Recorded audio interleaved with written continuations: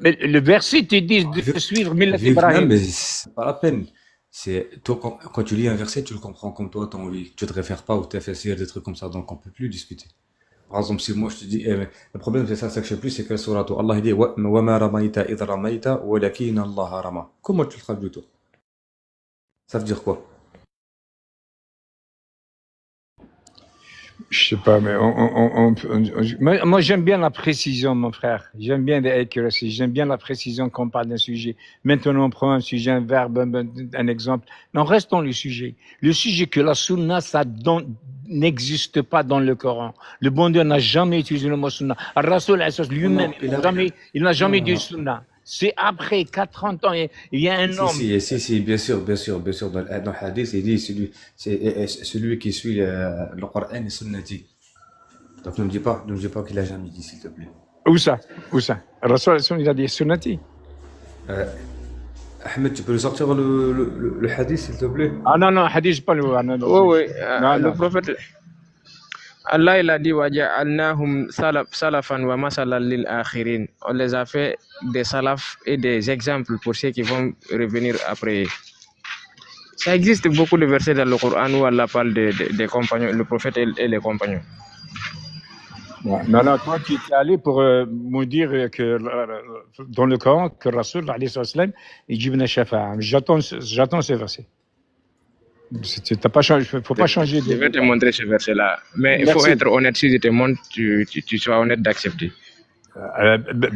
Si je le comprends à ma manière, donne-moi le verset, bien sûr. Moi, je veux aller au paradis, c'est tout. Vois si Mon je frère, le comprends à ma manière. je veux aller au paradis. Si le bon Dieu me dit quelque chose de faire, le bon Dieu m'a dit dans le Coran que vous niez de suivre Millat Ibrahim. Maintenant, moi je la suis.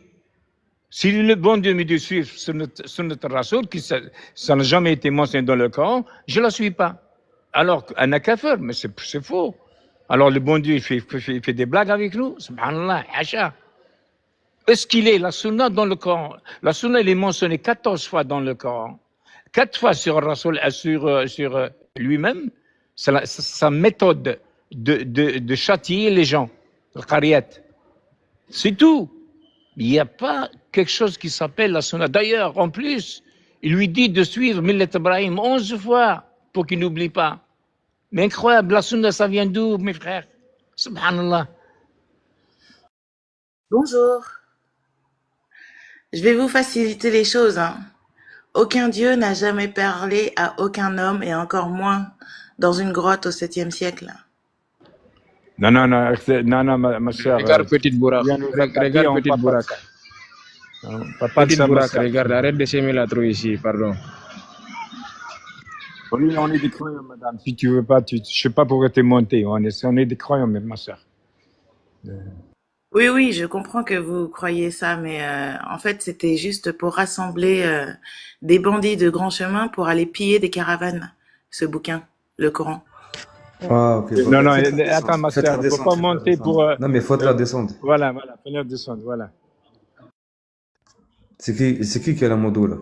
C'est la réalité, hein. D'accord, ok. Merci pour la... Mais là, il y a des, comme on dit. Qu'Allah nous guide. Allah n'existe pas. D'accord. Et toi, c'est qui ton Dieu, du coup? Parce qu'on va essayer de parler juste le temps que le gars te descende, quoi. C'est moi, mon Dieu. Ah, ok, d'accord. Ok. Tu t'es créé toute seule, ok, c'est bien. C'est très fort. Ah, c'est mes parents qui m'ont fait naître. Ah, un Dieu Pas qui naît. toi? Un Dieu qui naît. Un Dieu qui naît. Non, c'est mes parents qui m'ont fait naître. Oui, Non, un moi, Dieu qui naît, ouais. Et ton Dieu, il est pas né? Non, pas du tout. Ah, il s'est auto-créé. Allah a toujours existé. D'accord. Bon, bref, c'est dimanche, je pense qu'il doit y avoir d'autres lives plus intéressants pour toi. Ah, mais c'est très intéressant d'entendre des adultes qui sont encore enfants dans leur tête. Oh, bah c'est bien, machallah. Crois-moi que le jour du jugement dernier, si tu pouvais donner ta mère en échange pour échapper à l'enfer, tu le ferais. Ah, mais même sur Terre, il te dit de donner ta mère si jamais elle quitte l'islam. Ou si jamais elle fornique en dehors du mariage. Il faut que tu Ouais. donnes ta mère déjà sur terre. Tu la donnes à qui? Et c'est écrit où? Verset 2 de la sourate 24. Si jamais ta mère Ouais. fornique, il faut aller la donner pour qu'elle soit fouettée et qu'il y ait des témoins. Il faut qu'il y ait un groupe de croyants qui soient témoins et qui soient point affligés. C'est faux ce que tu dis, ma sœur. J'ai pas le temps de t'expliquer ça. Il faut pas rentrer dans des trucs. D'ailleurs, t'es pas croyante. On est des croyants, ma sœur. Ben oui, mais regarde le titre du live.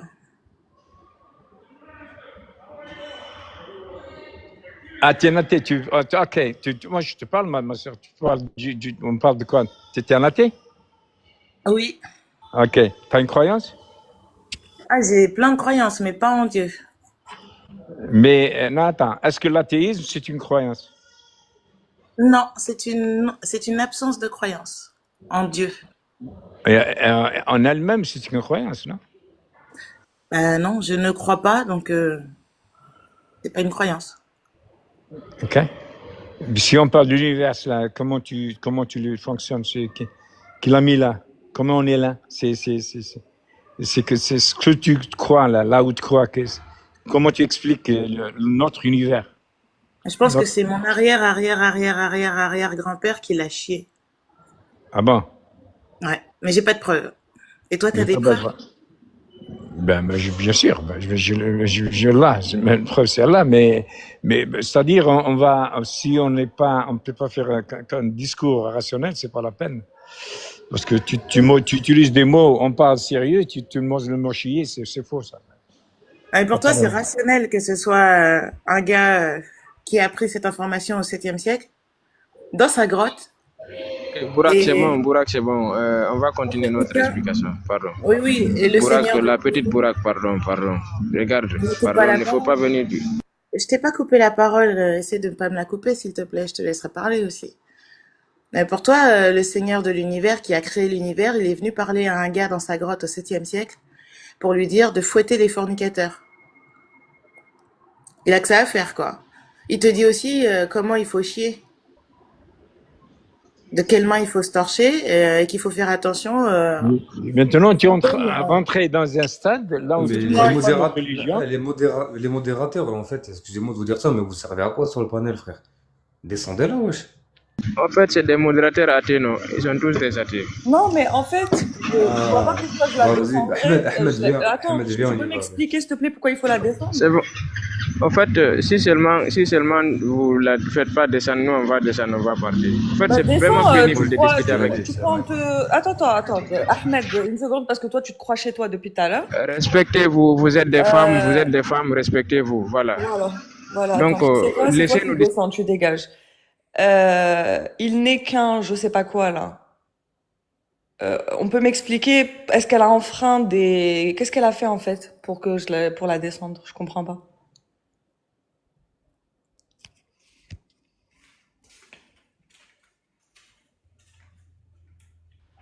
Parce qu'elle est mal polie. Bah, écoute, toi, tu considères que c'est mal poli d'utiliser ce genre de terme quand on parle d'Allah. Moi, je considère qu'Allah n'existe pas, donc je ne vois pas Oui, pourquoi c'est mal c'est poli. bon, c'est bon. C'est bon, c'est te dire là n'existait pas, je sais pas, je peux accepter ça. Mais dire chier, le langage, j'aime bien qu'il soit un peu, comme on dit, bien, clean. Oui, C'est je comprends, tout. Ali, je comprends, Voilà. Ali. Mais pour moi, c'est une entité qui n'existe pas. Donc, si elle utilise ce genre de terme sur cette entité-là, ça, je ne vois pas ça comme, c'est pas que, je la laisserai pas t'insulter toi directement, par exemple, tu vois. Si elle t'insultait, je lui dirais, écoute, ça se fait pas, tu vois. Mais si elle insulte quelque chose qui n'existe pas, bah, c'est pas vraiment problématique en soi. C'est comme insulter des licornes, pour moi. C'est pas l'insulte, c'est pas l'insulte, mais le débat lui-même. Il faut parler, j'aimerais bien parler avec une personne intelligente qui a un niveau quand même au moins respectueux. C'est Bah, pas m'insulter, tu peux m'insulter si tu veux, pas de problème pour moi. Moi, je suis le débat. Le débat, comme on peut prendre quelque chose de ce débat. Mais juste pour être négatif, non, j'ai pas le temps, ma sœur. Ok, bah, écoute, moi, je veux bien discuter avec toi, si tu veux. Tu veux bien, Ali? Attends, j'ai pas compris. Répète ce que tu dis. J'ai dit, moi, je veux bien discuter avec toi si tu veux. Ben, tu peux, bien sûr, on discute. C'est pas moi et toi. Il y a beaucoup de monde là. On peut parler tous ensemble. Ok. Et puis, il n'y a pas mieux que toi. Il y a des gens. Il y a 74 personnes c'est dans ce live. Je ne suis pas le maître du live. Il y a des gens qui veulent parler. Il y a mes frères là. Il y a Zidane, il y a Athéna, il y a Bourak. Les deux autres, ils sont descendus parce qu'ils ne veulent pas parler. Mais tu parles, l'athéisme, je ne peux jamais être athée. Dis-moi Je pourquoi tu es comprends. athée. Je Pourquoi comprends. tu veux être athée? Alors moi, je te disais, l'athéisme, c'est pas une croyance, non, c'est vraiment une absence de croyance. Et je voulais te dire que pour moi, en tant que athée agnostique, pour moi, la possibilité qu'un Dieu ait créé l'univers, elle est plausible en fait. Pour moi, c'est une possibilité parmi d'autres, tu vois. Je ne nie pas l'existence potentielle d'un Dieu. C'est tout à fait possible qu'il y ait un Dieu, je sais pas, une entité, quelque chose, qui soit à l'origine de l'univers. Moi, la question que je me pose, c'est pourquoi tu penses que ce Dieu-là, supposant qu'il existe, il n'y a pas de souci, j'ai aucun problème avec ça, pourquoi tu penses qu'il a communiqué avec un homme au 7e siècle dans le désert d'Arabie via un ange? Pourquoi tu penses que c'est la vérité? Est-ce que tu as des éléments qui te font penser que cette histoire est véridique, quoi? C'est dans une grotte, c'est pas avec Sina Isa alayhi salam, c'était pas la grotte. Avec Sina Moussa, c'était pas la grotte. C'est seulement avec Rasul sallam, on dit la grotte. Mais pourquoi ça te gêne ça? Mais Non, en fait, t'as pas compris, ça ne me gêne pas. Je te demande seulement quels sont les éléments qui font que, pour toi, cette histoire est véridique. Il y a rien de gênant dans cette histoire. C'est qu'est-ce qui fait qu'elle est vraie? ben vrai, à 100%, là, alam, parce que le bon Dieu, même les prophètes qui parlaient, qui étaient en contact chaque jour continuellement avec Allah, ils ont demandé des preuves. C'est-à-dire le doute, il y en a tout le temps le doute. Mais mon doute, Alors, je vais poser la question autrement. Qu'est-ce qui te fait penser que ces gens-là ont communiqué avec le Créateur? Et qu'est-ce qui te fait penser que le Créateur a envoyé l'islam ou a envoyé ces gens-là? C'est quoi tes preuves en fait que c'est la vérité? Parce que moi, je pense qu'il n'y a pas de preuves que ces gens-là ont réellement communiqué avec Dieu.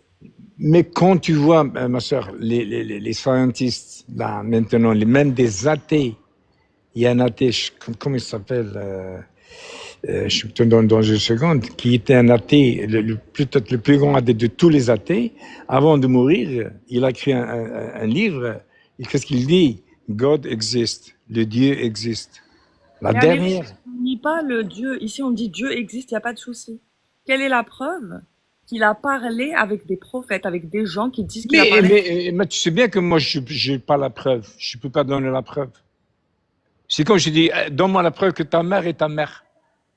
C'est pour ça que c'est. Mais c'est la même chose. Je sais pas.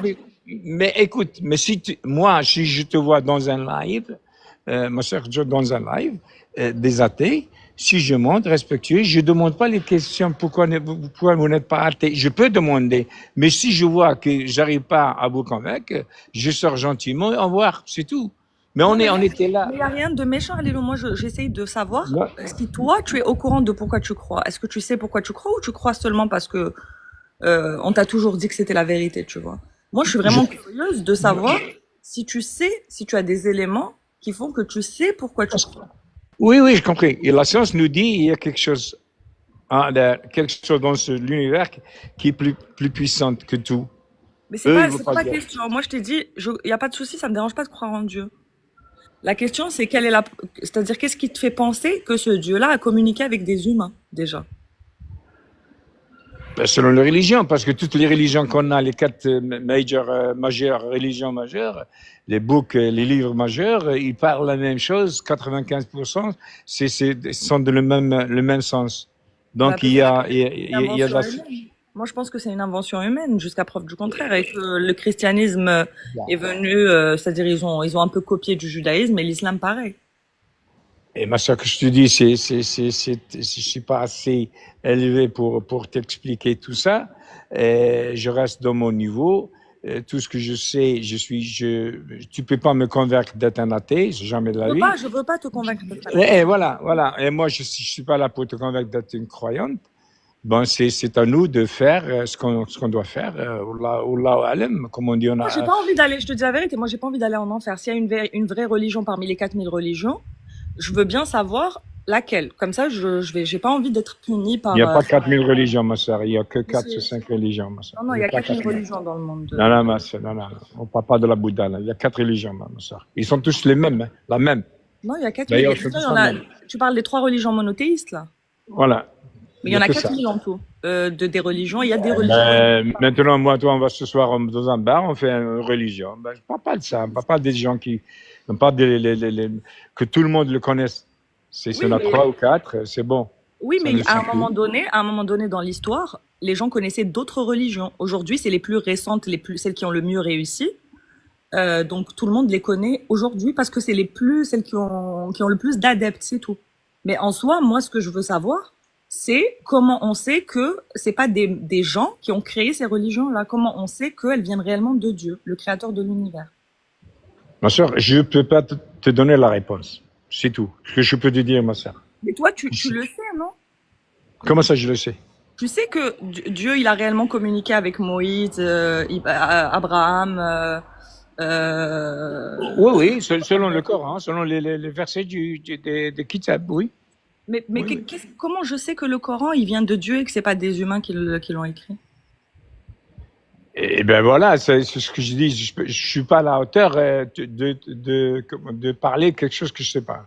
Parce que le bon Dieu nous dit Hududullah. Mais si tu le crois, c'est que tu sais, non? Oh non. Par exemple, je crois que ma mère est ma mère parce que je l'ai vue depuis que je suis toute petite, parce que je lui ressemble comme 2 gouttes d'eau. J'ai plein d'éléments. Depuis que je suis toute petite, elle est là, je la vois tous les jours. Tu vois, j'ai plein d'éléments. Toi, vu que tu y crois, tu crois vraiment que le Coran, c'est la parole de Dieu. Moi, je veux savoir comment tu sais, toi, Ali, que ce Coran-là, c'est pas des hommes qui l'ont écrit et que ça vient réellement du créateur de l'univers. Ça fait 15 ans que je cherche une preuve. C'est une question de foi, ma sœur, parce qu'il n'y a personne qui peut t'aider dans cette question-là. Il n'y a personne, ni moi ni l'autre. C'est une question de foi. C'est tout. Là, ma sœur. Excusez-moi, j'ai peut-être une réponse. Attends une seconde, juste, je termine avec Ali, après, il n'y a pas de souci, Loxy, on discutera. Mais Ali, du coup, si par exemple, moi, si j'ai foi, il existe un raton laveur sur la Lune, c'est une question de foi, ok? J'y crois. Il y a bien une vérité, c'est-à-dire toi, tu as la foi en quelque chose, mais il y a bien une vérité. Soit soit le Coran c'est vraiment la parole de Dieu, soit c'est pas la parole de Dieu. On est d'accord? Oui. On peut pas avoir tous les deux raisons. Moi, je pense que c'est la parole des hommes. Toi, tu penses que c'est moi, j'ai la foi que c'est la parole des hommes. Et toi, tu as la foi que c'est la parole de Dieu. Il y en a bien un de nous deux qui a raison. Oui. Et comment on fait pour trancher, pour savoir lequel de nous deux a raison? Ben là, mais je te dis, ben, je peux pas. C'est Hududullah, je peux pas y aller, les passer. Ok, Ali, merci. Merci, ma soeur. Merci, mon frère. Tu es algérien, Ali? Oui, je suis algérien. Et toi? أنا تاني. منينك؟ أنا قبيلية. Vous êtes d'où? Du Kabylie? Je peux pas dire. Ok. Je peux pas dire juste. Moi, je suis pas à Kabyle, mais j'ai vécu dans la grande Kabylie. Ah. Boumerdas. Merci, ma soeur. Merci. Vas-y, Loxy. Oui, eh bien, déjà, avant tout, je suis un croyant, il y a une affaire de foi. Si cette foi est absente, c'est sûr que moi, je veux bien avoir la foi. t'auras pas le même ressenti que quelqu'un qui a la foi. Maintenant, qu'est-ce que la foi? Et pour le kitab, déjà, ta question de base, c'est Est-ce comment, que, est-ce que tu peux croire au Kitab comme les autres croyants? Comment ça se fait que tu y crois pas et que tu crois à la parole des hommes, aux hommes qui ont fait ce Kitab plutôt, pas je qu'il est peux te- descendu? est-ce que je peux juste te répondre, mon frère, pour la foi après, juste sur la foi? Attends, je termine, attends. Ok, vas-y. Regarde, je t'ai répondu déjà sur la foi. Est-ce que tu pourras répondre, est-ce que toi, à l'intérieur de toi, tu ressens que tu as la foi ou pas? C'est pas Et, ça ma réponse. et pour le Kitab, tu vois, à travers si t'apprends l'histoire, une histoire, pas une histoire référencée, officielle ou celle qu'on t'a appris à l'école. Si tu recherches dans l'histoire, tu verras que le Coran, plusieurs communautés, plusieurs peuples ont décidé, bon, je vais te donner un seul exemple, il y en a d'autres. Par exemple, les orientalistes ont été missionnés pour détruire le Kitab sur Terre, sur toute la planète. Mais ils sont rentrés de leur mission et on dit à leur chef que cette mission était impossible à réaliser car dans chaque village où ils allaient, et ils retrouvaient des Corans et des personnes qui le connaissaient par cœur. Donc c'était la mission première de destruction du Kitab faite par la cour d'Angleterre et le collège de France à Paris au 19e siècle, n'a pas pu se faire la première mission. Et c'est de là qu'ils ont envoyé les orientalistes pour compiler les hadiths afin de détourner les musulmans du Coran. Ah, donc toi, tu es coraniste, Khoya. Non, mais je réponds à ta question là. J'ai répondu à ta question ou pas? Oui, tu as répondu. Maintenant, je vais te répondre. Concernant la foi, le premier point, c'est que c'est compliqué parce que moi, quand je discute avec un bouddhiste, il me dit je le ressens dans mon cœur, c'est la foi. Quand je discute avec un hindouiste, il me dit je le ressens dans mon cœur, c'est la foi. Quand je discute avec un chrétien, il me dit je ressens que Jésus est la vérité, que Jésus est Dieu, c'est la foi. Quand je discute avec un musulman, c'est la même chose. Donc moi, j'aimerais bien savoir comment démêler le vrai du faux. C'est-à-dire que tout le monde a le même ressenti quand il a la foi, mais tout le monde ne peut pas avoir raison en même temps. Soit ils ont tous tort, soit il y en a un qui a raison. Et moi, j'aimerais savoir lequel a raison si un a raison. Ça, c'est le premier point. Le deuxième point, c'est que je connais pas cette histoire-là de mission de destruction du Coran, mais même si elle est vraie, c'est pas parce que il y a des gens qui connaissent le livre par cœur et que la destruction d'un livre, parce que destruction de religion, il y en a plein qui ont essayé de détruire absolument toutes les religions qui existent. C'est pas parce qu'ils n'ont pas réussi, si tu veux, que c'est la vérité. Ce n'est pas une preuve de vérité.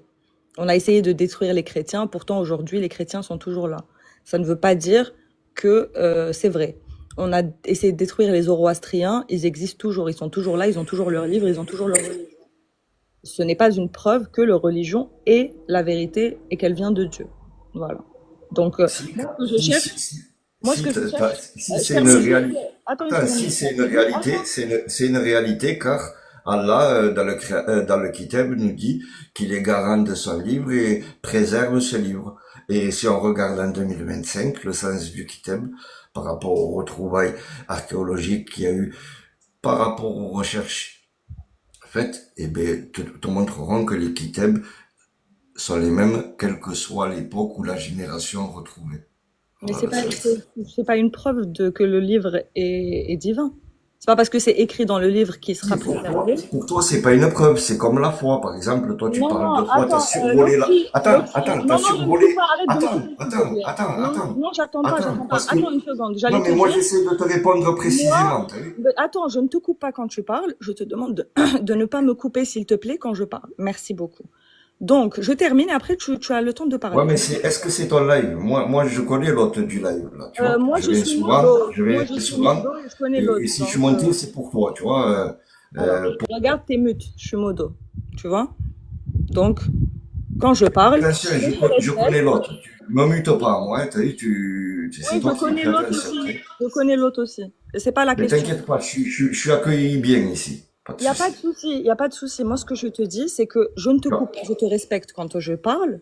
Quand tu parles, je te demande la même chose, c'est tout. Je n'ai pas fait Oui, non, mais ça, depuis tout à l'heure, t'as pris le monopole de la parole, tu t'es pas posé la question, est-ce que les autres avaient envie de parler en bas? Non? Mais t'as parlé, là. Ça va pas ou quoi? Alors, tu vois, non, mais t'essayes d'avoir réponse, mais tu l'auras pas, t'inquiète pas. Tu l'auras pas la réponse, Raymond, t'inquiète pas. Maintenant, réponds-nous sur la foi. Est-ce que t'as la foi ou pas? Dis oui ou non. Je disais que Tu tournes en rond, oui ou Oui, je non? tourne en rond si tu veux. Je disais que la préservation d'un livre n'est Non, mais factuellement... t'as la foi ou pas? Oui ou non? Bien, Réponds. je n'ai pas la foi, bien évidemment, Voilà. Alors pourquoi tu te compares à quelqu'un qui a la foi? parce que je cherche, moi je suis dans Tu... une position où je cherche à démêler le vrai du faux. Il y a beaucoup de gens qui ont la foi. Moi j'observe, je n'ai pas la foi, j'observe, il y a beaucoup de gens qui ont la foi, chacun dans sa religion. Moi je veux savoir lequel a raison. Est-ce que c'est le bouddhiste qui a la foi, ou c'est le chrétien qui a la foi que Jésus c'est Dieu, ou c'est le musulman qui pense que le Coran est le livre d'Allah. Et je cherche une preuve. Donc quand quelqu'un me dit ce livre, c'est parce que c'est écrit dans mon livre, ça n'importe qui peut me le dire, pas que le musulman. Donc ici, ce n'est factuellement pas une preuve que c'est la parole de Dieu. Car chez les bouddhistes, il est écrit aussi dans leur livre que leur livre sera préservé, leur Dieu est le vrai Dieu. Et eux, ils ont la foi aussi. Donc je veux bien que chacun ait la foi, il n'y a pas de souci. Par contre, vous ne pouvez pas tous avoir raison. Il y en a bien un qui a raison ou bien vous avez tous tort. Et moi, c'est ça qui m'intéresse. Tu comprends? Oui, oui, mais là tu parles d'un autre truc. Maintenant, tu parles des divergences. Là. Maintenant, par exemple, on discute toi et moi. On représente, allez, on va donner le nom de deux partis. Toi, tu représentes un parti, moi je représente l'autre. Dans nos discussions là actuellement, il y a divergence. Et si tu veux, la divergence fait l'équitable pour le croyant et celui qui a la foi. Et je comprends que toi, t'es pas la foi. Et je vais t'expliquer ce qui te pousse à faire ça. Regarde. La divergence, nous, pour le croyant, elle est explicable que par Allah. Alors que toi, on est en divergence, mais c'est toi qui es en divergence avec moi qui va expliquer nos divergences. C'est pas possible. Allah, il te dit, en tant que croyant, que la divergence, l'explication lui incombe à lui.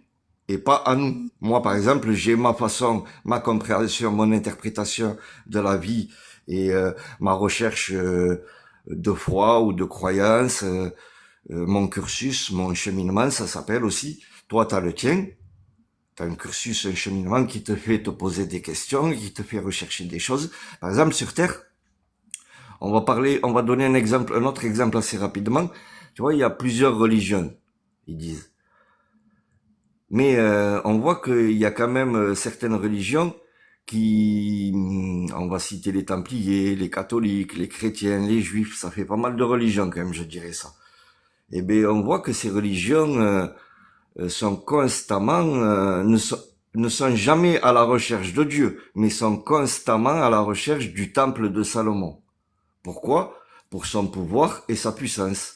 Dans l'islam, nous ne sommes pas à la recherche du temple de Salomon. Nous n'avons pas pour idée de le reconstruire sur un peuple génocidé ou sur une terre écrasée par l'oppression que tu représentes là. Pour moi, le parti que tu représentes, en gros, ceux qui combattent Dieu et les divergences, comme je t'ai dit, qu'on a, tu ne pourras pas les expliquer. Il n'y a que Dieu qui pourra l'expliquer. Après, si toi, tu as un engagement avec Dieu et tu penses pouvoir expliquer la divergence et la régler, vas-y. Alors, les combattants de Dieu, je sais pas quoi, ça n'a aucun sens, mais bon, moi je combats pas Dieu, pas du tout. Ce n'est pas toutes les religions qui cherchent à génocider ou à le temple de Salomon, je sais pas quoi. Il y en a plus de 4000. Moi, je veux juste savoir s'il y en a une qui est vraie et laquelle est vraie. Je suis vraiment dans cette position-là. S'il y en a une qui est vraie, j'ai pas envie de me tromper, j'ai envie de savoir laquelle. Je pourrais demain juste décider. Bon, je peux pas décider d'avoir la foi, bien évidemment, parce que moi, je suis quelqu'un de rationnel.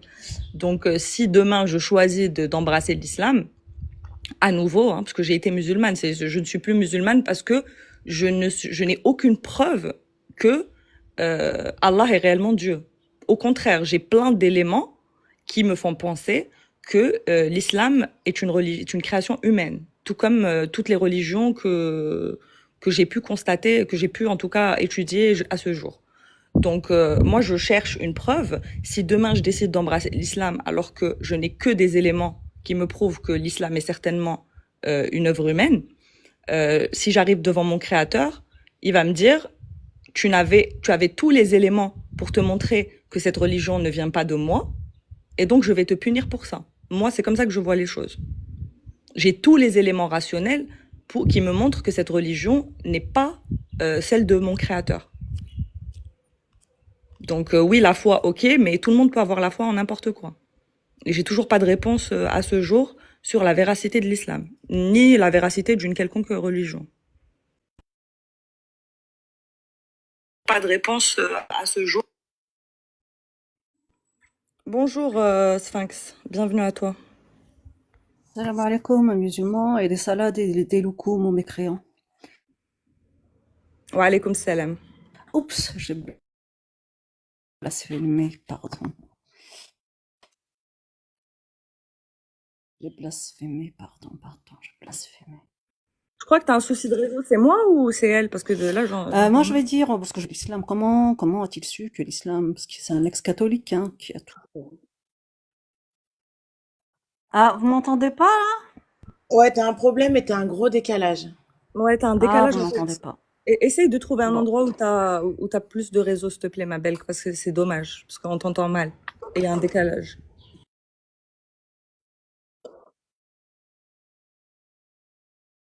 Ah, elle est descendue. Bah, reviens, Sphinx, si tu trouves un endroit où t'as plus de réseau, bienvenue à toi.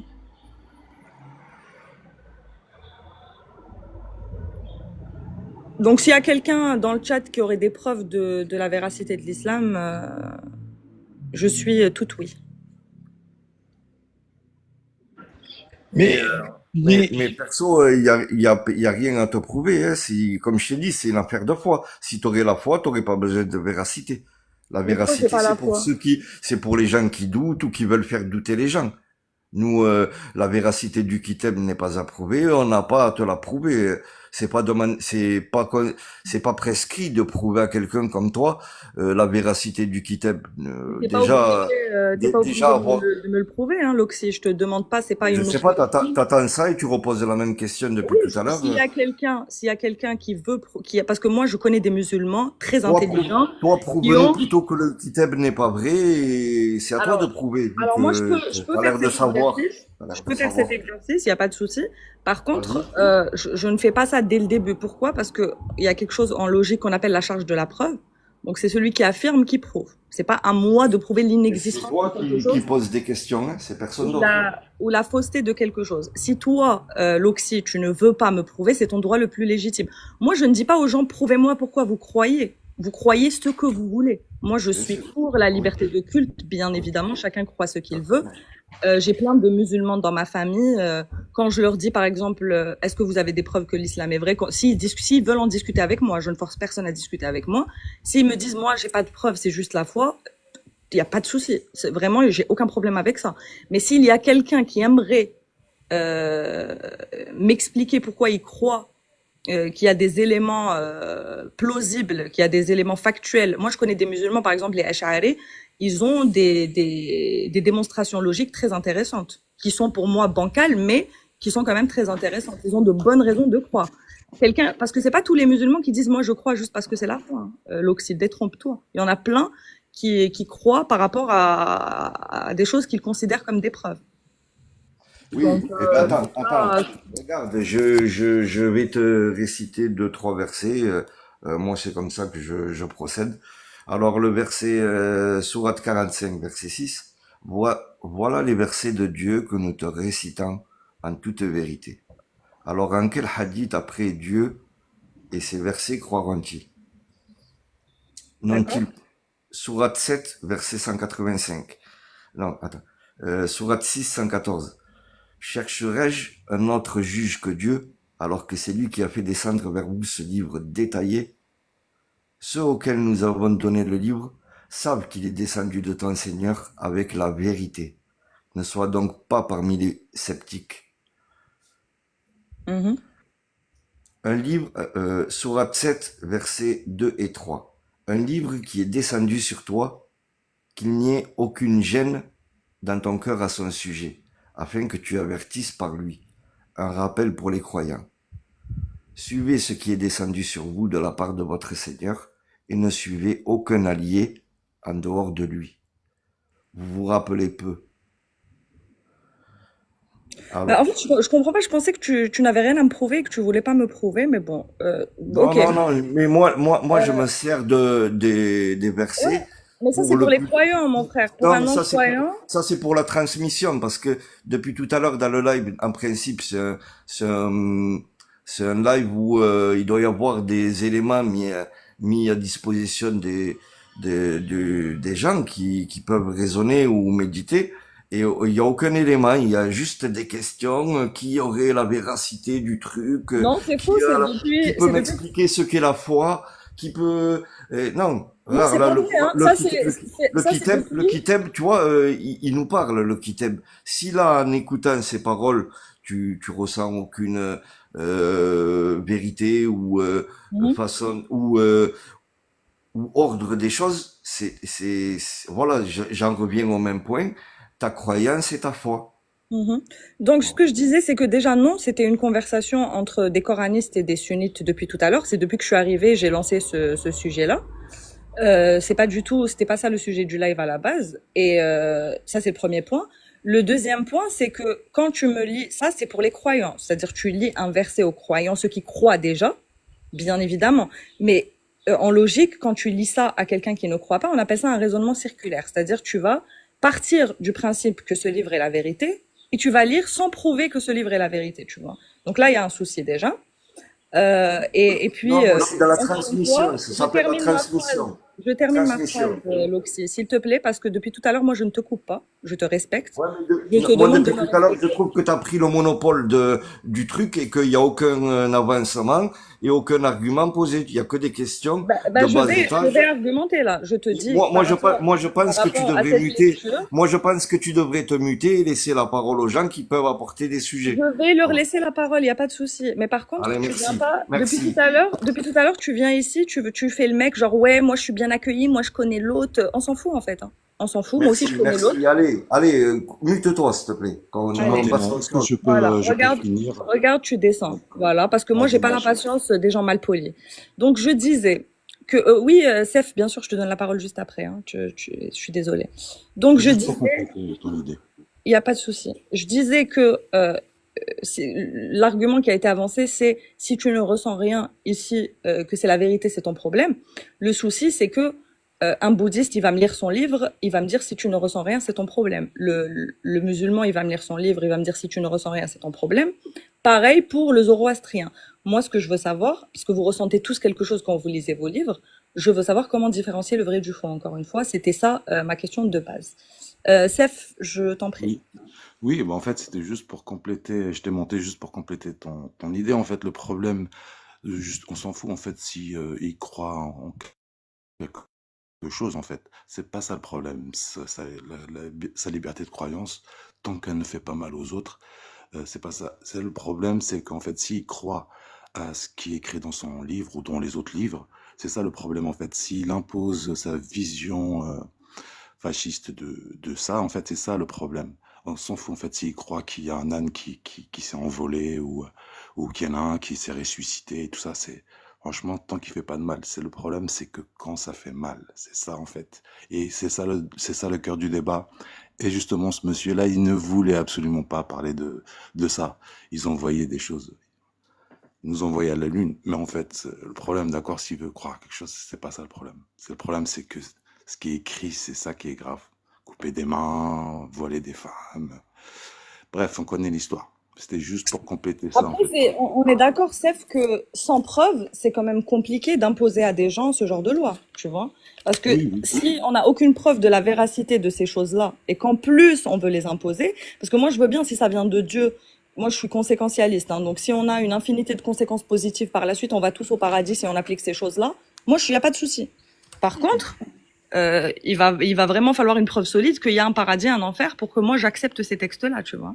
Oui, mais le débat, il était déjà clos parce que dès le départ, il y en avait un qui avait dit j'ai aucune preuve. Donc le débat, il est clos.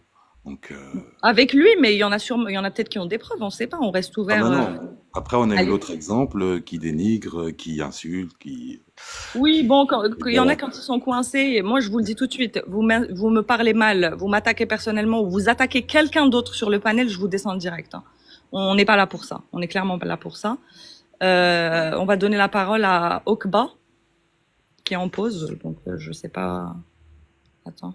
Assalamu alaikum. Passe la parole pour 2 minutes, معليش. Bien sûr, alaykoum salam, khoya. On t'écoute.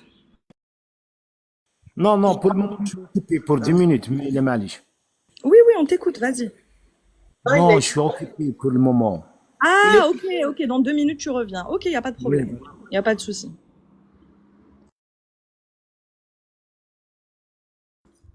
Bourak, tu voulais pas faire un petit commentaire là? Sur tout ça? Voilà, que dire, franchement, bah, toujours, on attend la preuve, hein, parce que demander aux gens d'avoir la foi sur un truc pareil, sur un livre aussi horrible, c'est compliqué, hein. C'est comme ça qu'on vous fait rentrer, on vous fait croire que c'est un beau livre et vous n'osez même pas le lire, en fait. Et une fois que vous lisez un petit peu, bah, oui, sur quoi vous vous basez pour dire que c'est une parole divine? Sur les coups de fouet, sur le mariage des petites filles? Après, je pense que c'est vraiment depuis l'enfance, quand on nous dit quelque chose, on nous répète quelque chose depuis l'enfance, ça c'est vrai, ça c'est la vérité, ça nous semble évident. J'ai quelqu'un de ma famille avec qui j'ai discuté il y a pas longtemps, lui disant est-ce que tu as des preuves? C'est quelqu'un justement qui est très rationnel, ça m'a étonné de cette personne vu comment elle était impliquée dans la religion. Et il m'a dit, tu sais, je me suis jamais posé la question. Pour moi, c'était une évidence que c'était la vérité, comme le ciel est bleu, tu vois. Et ça lui a fait un choc de se rendre compte, en fait, qu'il avait aucune preuve, aucune, littéralement aucune, pour croire ces choses-là. Ouais, je comprends. Ça peut se comprendre, on te bassine que c'est la vérité tout le temps. En plus, c'est des gens que t'aimes qui te disent ça, quoi. Donc tu te dis, on va pas te mentir. Et depuis l'enfance. Ouais. Et surtout, on te menace avec l'enfer depuis que t'es tout petit, on te menace avec le châtiment de la tombe. Tu vois, il y a beaucoup d'éléments qui font que ça rentre dans la tête, quoi. C'est juste ça. Moi, j'ai cette chance, malgré le fait que je sois algérienne, j'ai eu la chance depuis toute petite d'être confrontée à différents discours, à de la contradiction et tout, mais c'est vraiment pas le cas de tout le monde. Ça, c'est vraiment une chance que je mesure, tu vois. C'est vrai que ça change tout, hein. Si t'as ça depuis ton enfance, de la contradiction, forcément, t'arrives à avoir un jour un esprit critique. T'as plus de chance, en tout cas. Clairement. Et même, je connais des gens, ils ont un esprit critique sur tout. C'est-à-dire, ils ont bien développé leur esprit critique, mais quand il s'agit de la religion, il y a pas. Il y a plus d'esprit critique, tu vois. C'est la vérité, point. Pourquoi c'est la vérité? Parce que c'est la vérité, tu vois. Il y a pas de... Il y a aucune réflexion derrière. Et cette personne-là, dans ma famille, qui était à fond dans la salafia et tout, elle a fini par apostasier, hein. Très jeune, quelqu'un de très jeune, qui avait pris toutes les décisions de sa vie en se basant sur l'islam, en se rendant compte que vraiment, il n'a aucune preuve, ben, il a tout de suite compris. Maintenant, ça lui paraît évident. C'est intéressant, hein. Oui, et personne lui a jamais dit. Moi non plus, d'ailleurs. Toute ma vie, j'ai vu qu'il était croyant. Moi, je te dis la vérité, je vais pas voir les gens de ma famille leur dire, ils savent très bien que je suis pas croyante. S'ils veulent que je leur explique pourquoi moi je suis pas croyante, ils ont qu'à me le demander. J'ai pas à aller les voir et leur dire pourquoi tu crois.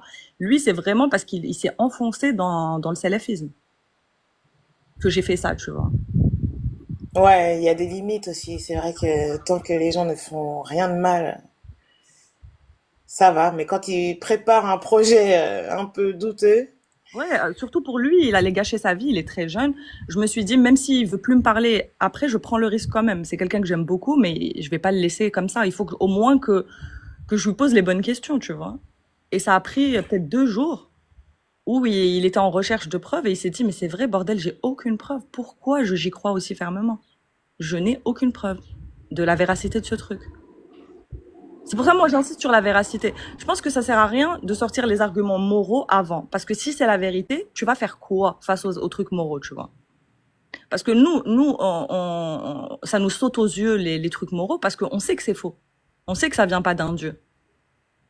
Mais en soi, quelqu'un qui pense fermement qu'il est obligé d'accepter les lois de ce Dieu-là, parce que ce Dieu-là existe, il est réel dans sa tête, c'est compliqué, hein? c'est vrai. Ton approche est très intéressante. Ouais, je préfère. Après, je lui ai montré les trucs moraux. Mais après, tu vois, c'était pour lui dire. Et il m'a dit, c'est heureusement que t'as fait ça, parce que t'aurais commencé par les trucs moraux. Je t'aurais dit, bah, c'est comme ça, écoute, c'est Allah qui veut ça, tu veux quoi? Que tu veux que je fasse quoi? On a commencé d'abord par, est-ce que tu as ne serait-ce qu'un quart de preuve que c'est la vérité? Ensuite, pour un truc sur lequel tu n'as aucune preuve, c'est chaud quand même de devoir accepter ce genre de choses, tu vois. Oui, jusqu'où t'es prêt à aller pour suivre ce que te dit ton Dieu. On a tous des limites. Donc après, ouais, ça devient intéressant de leur demander ça, je pense. Après, c'est pour ça qu'il y a des coranistes et tout. C'est parce qu'ils voient ces horreurs-là, ils se disent, ok, ça vient pas de mon Dieu, parce qu'ils projettent leurs propres valeurs sur. Même Zidane, il doit être là. Moi, je lui dis la même chose. Hein. Zidane, il me connaît, je l'aime beaucoup, mais c'est parce que en fait, pour moi, les coranistes, ils projettent leurs propres valeurs sur leur Dieu. Ils pensent que leur Dieu ne peut pas avoir ces valeurs-là horribles qu'on retrouve dans la Sunna, donc ils rejettent ces hadiths-là, tout simplement. Mais en soi, la réalité, c'est que vous faites confiance à des gens qui vous ont transmis une parole et vous ne leur faites pas confiance pour une autre parole. C'est les mêmes. C'est les mêmes qui vous ont transmis le Coran, qui vous ont transmis les hadiths. Donc pourquoi vous leur faites confiance quand il s'agit du Coran? Quand on prend le Coran, qu'est-ce qu'il y a dans le Coran qui n'aurait pas pu être écrit par un homme du 7e siècle? Absolument rien. L'existence d'un créateur, c'est une possibilité qui expliquerait l'origine de l'univers. Pourquoi pas? Mais est-ce que ce créateur-là a communiqué avec nous? Pourquoi vous croyez qu'il a communiqué avec nous? Pourquoi vous croyez que ce livre-là vient de lui? C'est ça les bonnes questions à se poser en fait. Mais attends, ma sœur, t'es jamais demandé toi-même les miracles du Coran? Mon frère, tu sais, la dernière chose qui m'a retenu moi dans l'islam, c'est les miracles, parce que j'y croyais. Hein.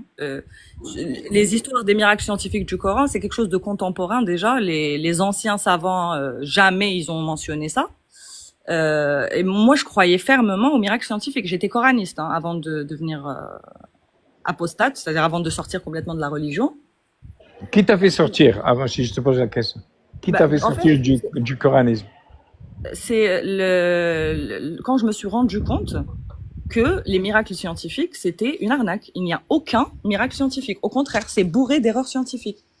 Je te conseille, si tu veux, parce que c'est un sujet très long, après on devrait débunker miracle par miracle, mais il y a la vidéo aujourd'hui, on a de la chance en 2025, c'était pas mon cas à l'époque, il y a la vidéo de Sherif Gabr. Sherif Gabr, c'est un Égyptien qui a fait 2 vidéos sur les miracles scientifiques. Et en plus, toi, t'es arabophone, c'est magnifique, parce que il te montre en fait l'arnaque. Parce que ce qui se fait pour les miracles scientifiques, on appelle ça l'anachronisme. L'anachronisme, c'est quelque chose qui se fait dans toutes les religions. On va prendre des textes religieux. Les hindouistes, par exemple, c'est des professionnels des miracles scientifiques. Ils vont te dire, il y a plein de miracles scientifiques dans notre livre. Alors que nenni, il n'y a rien du tout. C'est qu'on va prendre les découvertes scientifiques modernes et on va essayer de les coller aux écrits supposément divins. Je vais te donner un exemple. Hier, par exemple, la personne de ma famille là dont j'ai parlé, il était en train de discuter avec des proches à lui qui sont, parce que il a un entourage salafi, etc. Sur les miracles scientifiques, il m'avait sorti un truc, il m'a dit, regarde, ici, Allah, il parle de dukhan, et en fait, ça veut dire gaz, et en réalité, on sait que lors du Big Bang, il y avait du gaz, bon, il y avait aussi du plasma et d'autres particules, mais regarde ici comment Allah, il savait qu'il y avait du gaz, alors que ici, Allah, il dit dukhan, il ne dit pas gaz, il dit fumée. Tu prends les exégètes, personne ne parle de gaz. Par contre, tu vas dans les traductions en français, il y en a qui ont traduit dukhan en gaz. Et là, les gens ils commencent à dire, ici, Allah nous parle du gaz, alors que pas du tout. Allah nous parle de fumée qui n'a rien à voir avec le gaz. Et c'est comme ça que font les gens, en fait. On te dit, regarde, les 2 mers qui ne se rencontrent pas, comment un homme du 7e siècle aurait pu savoir? Ça, c'est un miracle scientifique. Moi, j'y croyais. Alors qu'en réalité, non seulement il y avait des marins à l'époque qui pouvaient voir à l'œil nu, qui avait, voilà, on peut le voir hein, quand on est dans la mer, on peut voir que il y a une illusion de barrière entre les deux. En plus, Allah dans le Coran, il nous parle d'une barrière infranchissable, donc de 2 mers séparées avec une barrière infranchissable, alors que la réalité scientifique est tout autre. C'est juste la densité qui fait que les 2 mers ne se rejoignent pas tout de suite, elles se rejoignent plus lentement, à cause de la différence de densité. Donc ici, c'est plus une erreur scientifique qu'une vérité scientifique, parce qu'il parle de barrière infranchissable. C'est ce que voyaient les hommes à l'œil nu, ils croyaient que c'était une barrière infranchissable. Faux, ce n'est pas une barrière infranchissable, elle est franchissable, les deux mers se mélangent. Donc erreur scientifique plutôt que miracle scientifique. Non, mais L'embryologie, il te dit attends, attends. العظام وكسونا العظام لحما. Erreur scientifique, pas miracle scientifique. Ce n'est pas les os qui viennent avant la chair, ça n'existe pas. C'est ce que croyaient les scientifiques de l'époque. Les Grecs, ils pensaient réellement qu'il y avait des os et qu'ensuite la chair venait par-dessus. Pourquoi? Parce qu'ils n'avaient pas l'échographie. Ils n'avaient pas la technologie qu'on a aujourd'hui. Donc en réalité, c'est pour ça que je te dis, regarde la vidéo en entier de Sherif Gaber, où vraiment il va prendre tous les points un par un, il va les expliquer, qu'en réalité, il n'y a pas de miracle. Pas du tout. C'est même bourré d'erreurs. Ce qui est normal pour des hommes du 7e siècle.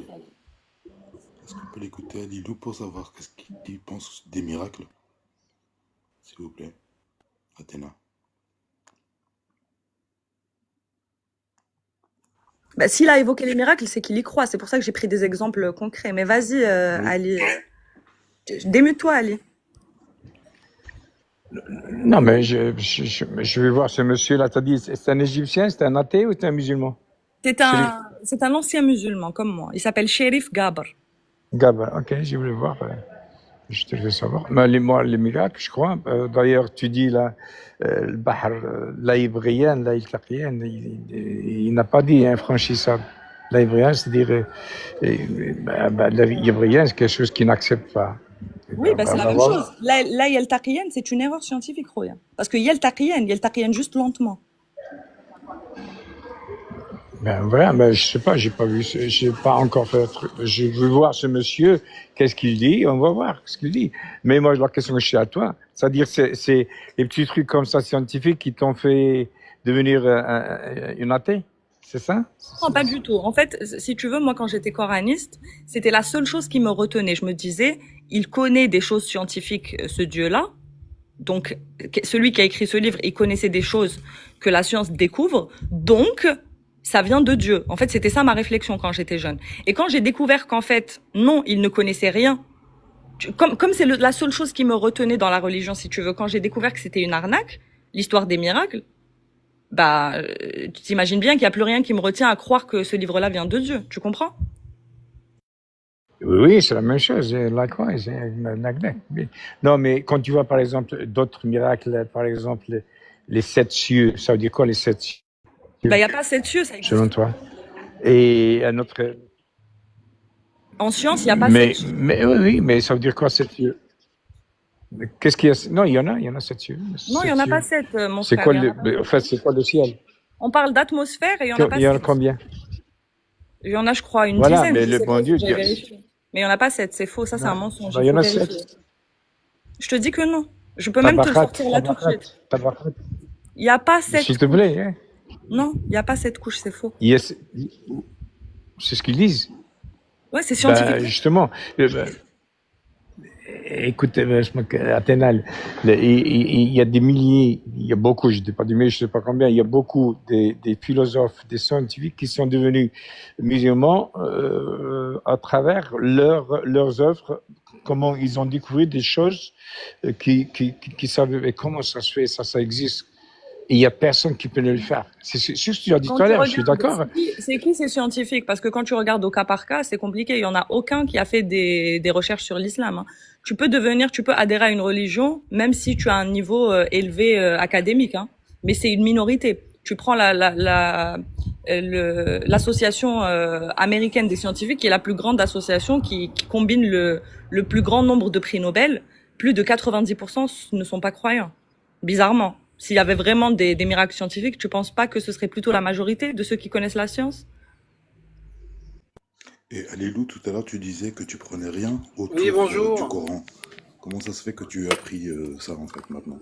Parce que tout à l'heure, tu refutais tout. Tu voulais juste rester sur le Coran. Alors, bonsoir. Moi, je voudrais juste répondre pour les nombres pour l'atmosphère, en fait. Parce que j'ai entendu qu'il y en avait 7, or que c'est faux, en fait, il y en a 5. Vous avez par exemple la troposphère qui est entre 0 et 12 km, ensuite la stratosphère entre 12 et 50, ensuite la mésosphère entre 30 et 85, et ensuite la thermosphère qui est entre 85 et 600 km, et l'exosphère qui est à 600 km et plus. et sachant que l'espace commence à environ 100 km, ce qu'on appelle la limite de Kármán. C'est-à-dire à partir de 100 km, il n'y a plus de portance pour les avions. Donc arbitrairement, on considère que c'est le début de l'espace. Il n'y en a pas 7. Merci Isoka, c'est ce que je disais. Et même quand on compte les sous-couches, on n'en arrive pas à 7, on arrive à 10, je crois, quelque chose comme ça.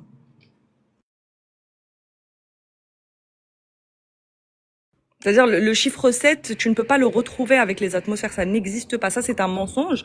Et en fait, quand on croit à une religion et qu'on nous dit, regarde, les scientifiques, ils ont trouvé 7, on va pas vérifier s'il y en a vraiment 7. On se dit, ah ouais, c'est la vérité parce que de toute façon, ma religion, c'est la vérité. Non, il faut aller vérifier. Et quand on va vérifier, il n'y en a pas 7. Ça n'existe pas. Ce chiffre-là n'existe pas en science. Ils essaient de trouver du concordisme, c'est ça? Tout à fait. Et c'est pas les premiers, hein. Les musulmans, ils sont en retard sur le concordisme, hein. Toutes les religions en font. Les chrétiens, ils en font. Les hindouistes, ils en font beaucoup. C'est juste vouloir coller absolument la science moderne à des propos qui datent de plusieurs milliers d'années, qui ne disent absolument pas ce que la science moderne dit, en fait. Mais en plus de ça, cette chose de miracle scientifique, tout dogme confondu, hein, pas seulement de l'islam, c'est quelque chose d'assez récent. Si vous allez vraiment dans les plus grands savants, il n'y a aucun qui va faire dire que la science est collée à un livre ou vice-versa. Ils font bien la distinction. D'ailleurs, un des plus grands scientifiques, c'était un prêtre. Par exemple, vous avez Laplace, vous avez plusieurs prêtres, dont un qui aurait découvert aussi le principe du Big Bang. C'était un prêtre belge. Mais lui, il a dit quoi? Il dit, moi, quand je fais mon métier, je mets ma blouse blanche, et quand je suis prêtre, j'enlève ma blouse blanche pour mettre ma soutane. Ce sont deux choses différentes. On ne mêle pas spiritualité avec empirisme et réalité de ce qu'on observe. C'est deux choses différentes. C'est-à-dire que même ceux en fait qui sont dans le domaine n'ont jamais en fait parlé de miracle scientifique. Ça n'existe pas. Parce que pourquoi? Pour une raison simple. Parce que c'est un miracle scientifique. Si c'est la science qui explique un phénomène aujourd'hui dans un moment T, donc ça voudrait dire que si c'est un miracle scientifique aujourd'hui, imaginons dans 50 ans, la science avec beaucoup plus de précision, elle dit oui, nous nous sommes trompés, finalement c'était pas ça, mais c'est autre chose. Parce que la science, elle a le droit de le faire ça. Elle a le droit de dire aujourd'hui c'est la vérité jusqu'à preuve du contraire, mais il se peut que dans 10, 20, 30, 100 ans, on puisse avoir une meilleure compréhension ou carrément quelque chose qui va à l'encontre. Donc ça veut dire ce qui est un miracle aujourd'hui, s'il ne l'est plus demain, donc ça veut dire que ce livre est faux demain. Exactement. Donc voilà pourquoi est-ce que même les scientifiques, même les religieux ne font pas cette erreur-là. Oui, tu prends par exemple Cheikh Al-Fawzan, il dit que la science est évolutive et que cette méthode c'est une bid'a, une bid'a, une innovation, c'est-à-dire qu'elle a été innovée bien après, parce que puisque la science est évolutive, ça ne fonctionne pas. C'est-à-dire on a bien vu à chaque fois que la science évoluait, on veut coller les textes supposément divins à cette évolution-là, ce qui n'a pas de sens en fait. Finalement, ce texte il ne sert à rien. Il attend que la science évolue pour dire ah finalement on n'avait pas compris ce verset et finalement ce verset il voulait dire ça parce que Dieu sait tout et on part encore une fois d'une vérité absolue qui est une erreur de raisonnement. Et en plus de ça, les religieux eux-mêmes vous disent que si vous avez besoin de ramener la science pour dire que votre religion, votre dogme est vrai, c'est que déjà votre base elle est suspecte.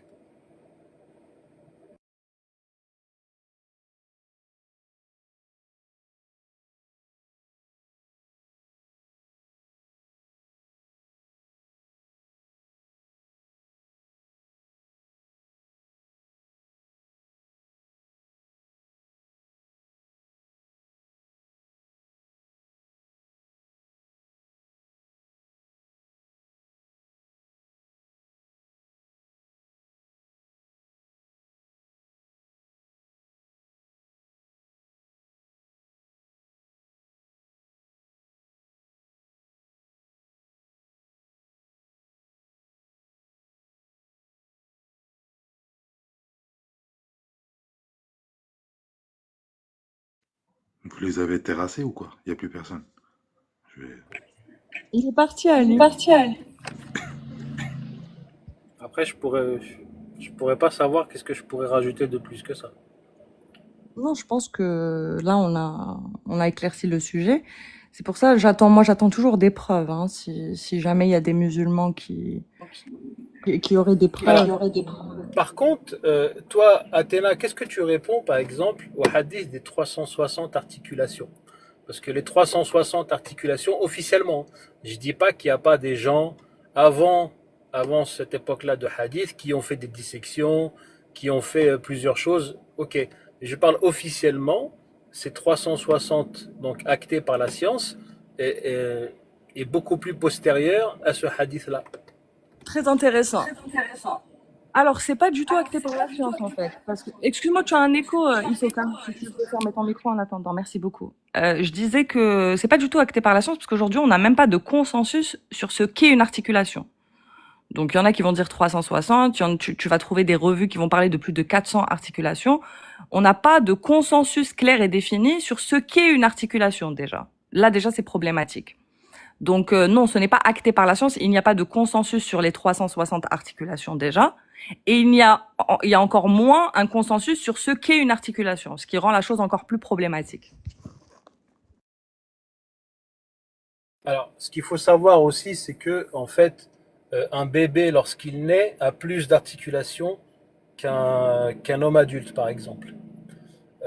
Parce que pourquoi? Parce que, en fait, ce sont certains os qui vont se rallier entre eux au fur et à mesure de sa croissance. Donc, maintenant, est-ce qu'on parle de l'homme? Est-ce qu'un homme est un homme à sa naissance jusqu'à sa mort? Ou est-ce que c'est juste un homme lorsqu'il est adulte? Moi, je te donne une piste de réponse.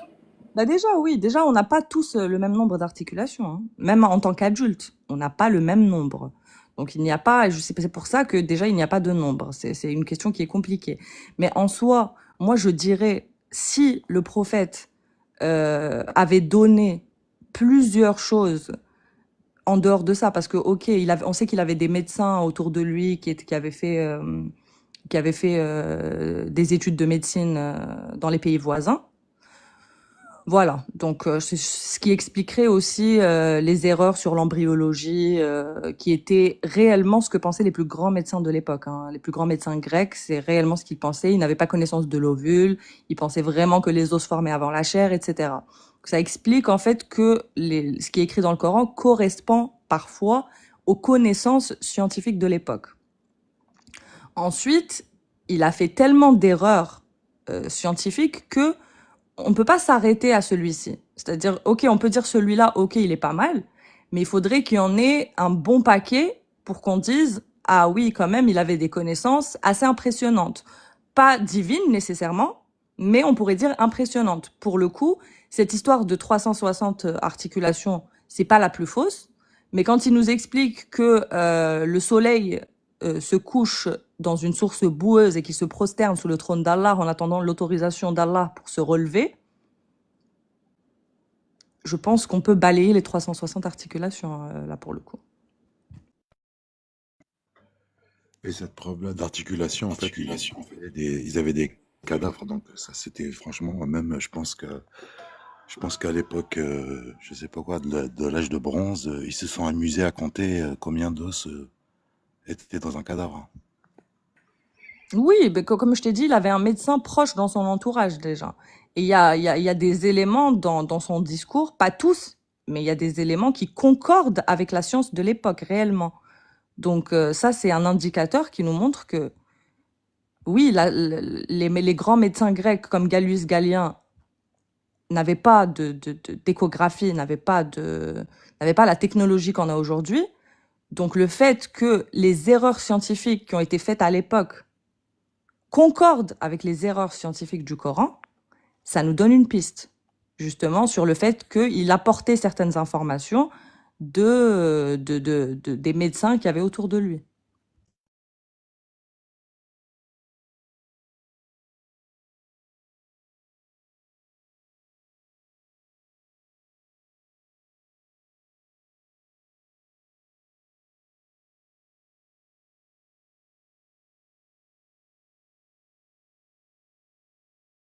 Alors, moi j'aimerais bien que tu répondes à une question qu'on m'a posée et sur laquelle j'ai un peu buté. C'était alors, très pertinent, hein. C'était la description du paradis. Là, je parle au niveau islamique, hein, pas d'un autre dogme. On te dit qu'il y a des rivières de lait. Sauf qu'on sait que le lait, pour l'homme, en fait, ça fait pas très longtemps que l'homme a eu des mutations génétiques pour digérer le lactose. Donc, est-ce que le lait existait avant que l'homme ait digéré le lactose ou après? J'ai pas très bien compris ta question. Est-ce que le lait existait en tant que tel avant que l'homme ait Non, digéré le non. lactose? Est-ce que la vision paradisiaque, en donnant du lait, donc quelque chose de bon, à un humain, donc après sa mort, est-ce qu'il existait avant que l'on sache que l'homme, donc Homo sapiens ou Néandertal ou Homo habilis, ce que tu veux, ait fait une mutation pour digérer le lait. Ah oui, Aujourd'hui, ok, ok. beaucoup de personnes ne digèrent pas le lait parce qu'ils n'ont Oui. pas peut-être eu cette mutation génétique. Mais le lait en soi, quand on remonte un peu en arrière, on sait qu'il y a un moment, il y a eu une population qui a eu soit une mutation génétique ou une adaptabilité pour digérer le lactose. Oui, oui, je comprends mieux ta question. Bah, en fait, pour répondre à cette question, il faudrait que la notion de paradis existe réellement, tu vois ce que je veux dire? C'est une question très interne au dogme pour quelqu'un qui croit. Parce que nous, on sait très bien que ce sont des hommes du 7e siècle qui n'ont aucune idée du fait qu'on ne digérait pas le lait avant, qui ont écrit ça, tout simplement. Il y a une explication très simple, très rationnelle à tout ça. Mais si jamais c'est la vérité, cette question se pose. Mais comme ce n'est pas la vérité, il n'y a pas de réponse à cette question, à part, non, bien sûr qu'ils savaient pas que les hommes ne digéraient pas le lait, ils avaient aucune idée des mutations génétiques, ni quoi que ce soit, tout simplement.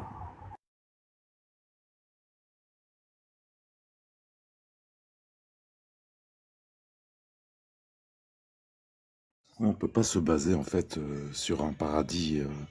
C'est, c'est en fait ouais, c'est le concept et la réalité. On peut pas se baser sur ça, sinon on rentre dans plein de délires. C'est impossible. J'ai envie de te dire, même dans la représentation des anges. Par exemple, quand tu regardes dans la Bible, ou même dans certains écrits islamiques, on te parle de Gabriel qui aurait 600 000 ailes, ou plus communément les anges bibliques, ils sont décrits avec des ailes. Sauf que les ailes sont apparues avec les dinosaures. D'accord. Donc avant les dinosaures, le concept même de plumes et d'ailes n'existait pas chez les animaux. Donc, pourquoi est-ce qu'ils n'ont pas désigné des anges avec des ailes de libellule, déjà? Et est-ce que les anges donc, qui existent avant la création des animaux, est-ce qu'ils avaient des ailes de plumes ou des ailes de quoi? Ouais, ce sont toutes de très bonnes questions, tu vois, mais moi, je ne les trouve pas nécessairement pertinentes seulement parce que si on part du principe que c'est la vérité, ces questions-là, je pense qu'elles ne font pas bouger le raisonnement ou l'esprit d'une personne qui est croyante, parce que c'est comme ça, parce que Dieu a décidé que c'était comme ça, c'est tout, tu vois. Par contre, d'un point de vue d'un non-croyant, effectivement, on peut se poser ce genre de questions. Et la réponse est souvent très rationnelle, c'est que tout a été fait selon les limitations et les connaissances des humains dans cette région du monde à cette époque-là. Moi, je dirais, Bon. c'est justement, en fait, c'est le début de l'absurdité, en fait. On commence à nous faire croire des histoires à dormir debout, et pour nous faire commettre plus tard, bêtement, des atrocités, tout simplement. Y a pas, voilà, on te fait croire tout et n'importe quoi, et puis après, ça dérive à te faire accepter tout et n'importe quoi. Bah, c'est Alors, tout. quelle est votre position sur tout ce qui est sorcellerie, dans ce cas-là, possession, sorcellerie, etc. Donc ça voudrait dire que, d'un point de vue de non-croyant, donc tout ce qui est possession, sorcellerie, etc., tout ce qui est un peu dans ce paradigme, que ça soit chez nous en Afrique du Nord ou en Afrique, ou même je dirais sur toute la Terre, hein, vous avez des cas de possession de partout, dans toutes les religions. Donc est-ce que c'est juste un problème psychologique ou ça existe ou pas, selon vous, hein? Parce que en fait, par exemple, et je vais finir sur ça, même une personne qui est non-croyante, si vous lui donnez l'occasion d'aller dans une maison hantée à 2 heures du matin, perdue dans une forêt, même avec toute la sécurité qu'il y a, je ne sais pas s'il sera enjoint à y aller. Oui, je vois très bien ce que tu veux dire. Après, moi, j'ai une position agnostique sur beaucoup de choses. Si je ne crois pas en Dieu, tu te doutes bien que je ne crois pas en la possession et en la sorcellerie, sachant que chaque cas qu'on a pu enregistrer a une explication rationnelle. Surtout avec la neuroscience aujourd'hui, on a énormément de réponses rationnelles. Ça ne veut pas dire que je n'ai pas peur d'aller dans une maison hantée à 2 heures du matin toute seule, bien évidemment.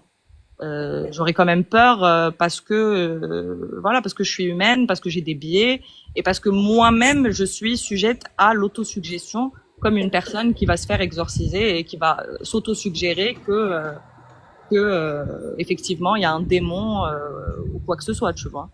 C'est pas parce que on va avoir peur parce que on sait que notre cerveau nous joue des tours, etc. et qu'on peut effectivement avoir une expérience effrayante que ça veut dire qu'on y croit au fond. Non, c'est juste qu'on n'y croit pas jusqu'à preuve du contraire. Tout simplement, parce qu'il n'y a pas de preuve de ces choses-là. Voilement, le voilage, la voilitude. Bonjour, Oumi Yasmine.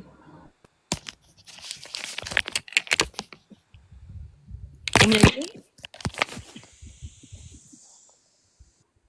Oumi Yasmine, bonjour. Elle est partie. Bonjour tout le monde. Bonjour Bin Abdel, comment vas-tu? Ça fait longtemps. Ça va très bien. Et toi, Tina, ça va? Ça va, alhamdou iblis. Alhamdulillah. Non, tu as parlé des miracles scientifiques, c'est vrai que on va dire, c'est la dernière paille à laquelle on tient avant de sortir. C'était toi aussi, pareil pour moi aussi. Ah, c'est le dernier truc où tu dis, il y a quand même un truc. Mais après, quand tu te rends compte que plus le miracle est grand, plus le mensonge est grand, en fait. C'est la grandeur du miracle correspond à la grandeur du mensonge qui est derrière. Est-ce que vous connaissez le cas qui s'est passé à Dubaï quand il y avait cette propagande des miracles scientifiques, l'essor de Zakir Naik et tous ces arnaqueurs? Oh, Zakir Naik, comment ça s'appelle l'autre là? Il y a eu une histoire Zerloul folle à et tout ça. Dubaï. C'est qu'on avait payé des scientifiques pour qu'ils fassent du concordisme, en fait, dans une conférence à Dubaï. Donc ces scientifiques-là, ils devaient dire oui, bon, c'est vrai que ce verset-là, il contredit pas la science. Effectivement, ce verset pourrait parler de ça. Il y en a qui ont accepté de faire du concordisme, quelque peu, tu vois. Il y en a qui n'ont pas accepté. Donc lors de la conférence, ceux qui ont fait du concordisme n'ont pas dit il y a un miracle ici. Ils ont simplement dit effectivement, ce verset, on va dire, ne contredit pas la science, quoi. Parce qu'ils étaient payés pour dire ça, tout simplement. Après, avec la magie du montage, il y a une vidéo de propagande qui a converti énormément de gens tirés de cette conférence-là, qui a obligé les scientifiques présents à faire un communiqué pour démentir et expliquer que le montage avait complètement biaisé en fait la réalité de ce qu'ils avaient dit dans cette conférence. Et les miracles scientifiques, il y a beaucoup de gens qui ont compris que c'était un outil de prosélytisme puissant qui a énormément fonctionné. Le livre, je pense que Maurice Bucaille a converti plus de gens que le prophète lui-même.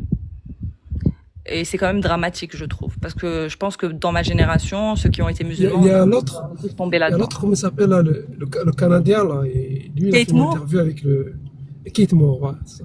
Lui il a fait une interview avec le New York Times où il a expliqué tout ce qui s'est passé, en fait on lui ramenait un truc traduit. Tel que c'est traduit, il dit bah ouais, ça ne contredit pas la science. Alors moi je pense que lui, pas, j'ai un avis, j'ai un avis personnel sur lui, c'est qu'il s'est pas fait avoir. Moi je pense qu'il a tout simplement pris l'argent. Ah, c'est de la spéculation ce que je fais. Hein. Mais parce que vu comment les événements se sont enchaînés, moi je dirais que il a voulu se rattraper derrière. Parce que ce qui s'est passé, c'est que une fois qu'il a participé en fait à cette propagande-là de miracles scientifiques, il s'est fait démonter par ses compères. La communauté scientifique s'est énormément indignée par rapport à ce qu'il a fait. Et c'est à partir de là qu'il a commencé à dire non, mais en fait, je me suis fait avoir, nanani, nanana, tu vois. Bon, après, c'est que de la spéculation. Ça se trouve, il s'est vraiment fait avoir et il n'avait pas l'intention de participer à ça. Je ne sais pas, mais ça me paraît quand même étrange qu'il ait commencé à démentir après que ça ait fait un énorme bad buzz dans la communauté scientifique à son égard, tu vois. Ah ouais, c'est possible. Après, voilà, après l'autre point, là, sur ce que les 360 articulations, tout ce qui est médecine, etc. Ouais, comme tu as dit, il y avait le mari de la tante du prophète, c'est le Harith ibn Kinda, je crois, qui étudiait en Perse. Il était même proche de la... Non, Waraka, c'est le texte religieux. Non, mais lui, c'est le médecin des Arabes. Non, Waraka, c'était pas un médecin. Ah ouais. Non, là, c'est vraiment le médecin des Arabes. Al-Harith ibn Kilda ou Kirda ibn al-Harith, je me rappelle. Je pense Al-Harith ibn Kilda. Et lui, il a même été proche de la famille perse. Comme un médecin, quoi. De la famille perse, là où il a...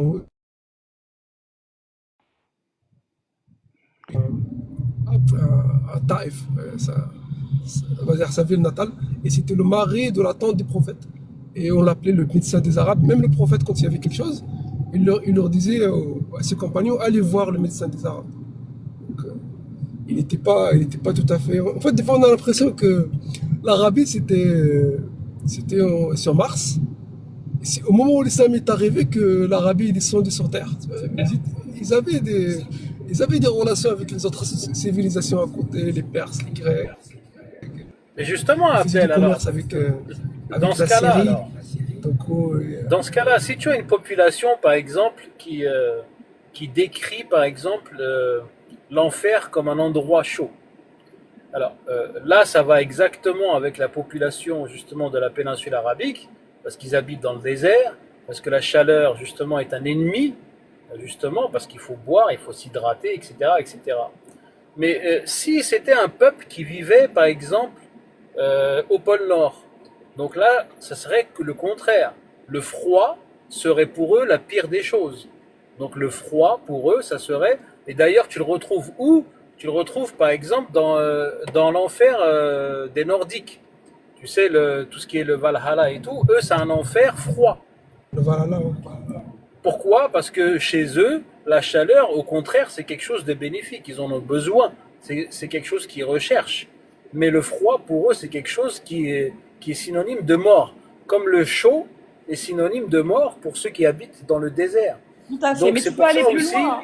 Isoka, tu peux aller plus loin parce que tu as même, dans la description du paradis islamique, tu as l'ombre, les palmiers, les oasis, l'eau. Tu vois, tu as vraiment tout ce qui manque dans cette région du monde. Oui, d'ailleurs, rien que le fait qu'on parle de jardin d'Éden, le jardin, c'est un endroit frais, c'est un endroit où il y a des arbres, donc il y a de l'ombre, donc c'est un endroit de protection par rapport au soleil et tout ce que peut le soleil sans protection peut justement te faire vivre.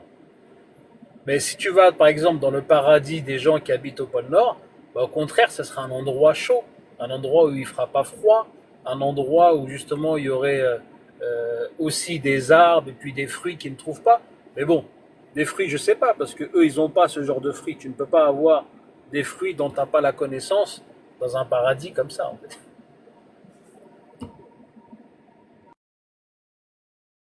Si, leur premier de fruits comme des grenades et tout ça, c'est pas qu'ils n'avaient pas ça, mais qu'ils l'ont vu en allant vers d'autres civilisations. Après, dans le Coran, tu as les deux. Tu as l'enfer où tu as une chaleur ardente, et tu as aussi le fer où tu as le froid du blizzard, quoi, le froid glacial. Donc on a fait le Zamharir, c'est le vent glacial, quoi. Donc tu as les deux aussi. Ça veut dire qu'ils ont déjà goûté aussi au vent glacial. Et dans le désert, la nuit, il fait très froid. Donc il leur dit, si vous me suivez, vous n'aurez ni la chaleur ardente, ni le froid glacial. Vous serez à l'ombre, tout ça. Ouais, mais dans ce cas-là, comment est-ce que tu expliques alors la chose suivante? On te dit qu'il y a un enfer où c'est là où il fait le plus chaud, donc de tout endroit connu.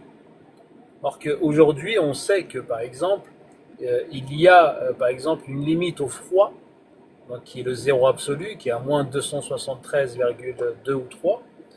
Et par contre, il y a une limite, mais il n'y a quasiment pas de limite à la chaleur. Tu peux aller à des millions de milliards de degrés.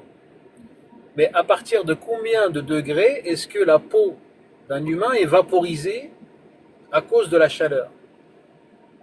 Donc on sait aujourd'hui qu'il ne faut pas des milliards de degrés pour pulvériser de la peau. C'est beaucoup plus bas que ça. Donc ça voudrait dire que si tu te trouves dans cet enfer-là, en l'espace d'une fraction de seconde, on va te changer de peau toutes les fractions de seconde, puisqu'il fait tellement chaud que ta peau est carrément pulvérisée.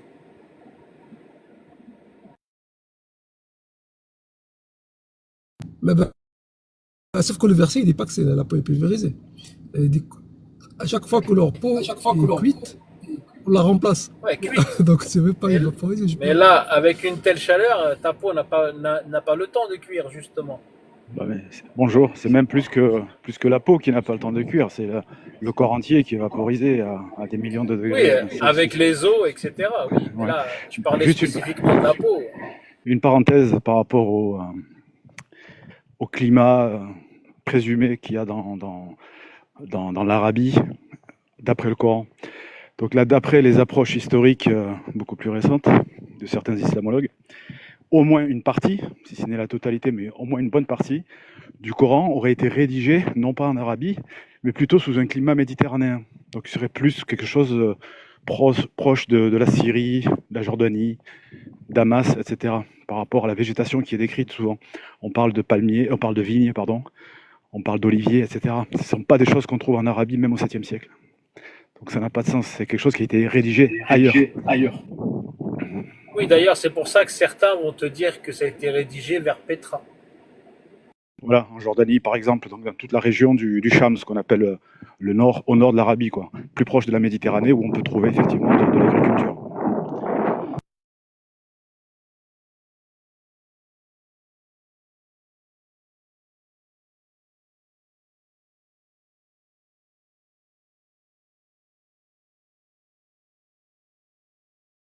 Après, ouais, il y a la notion que ça a été écrit dans Petra, ça a été compilé.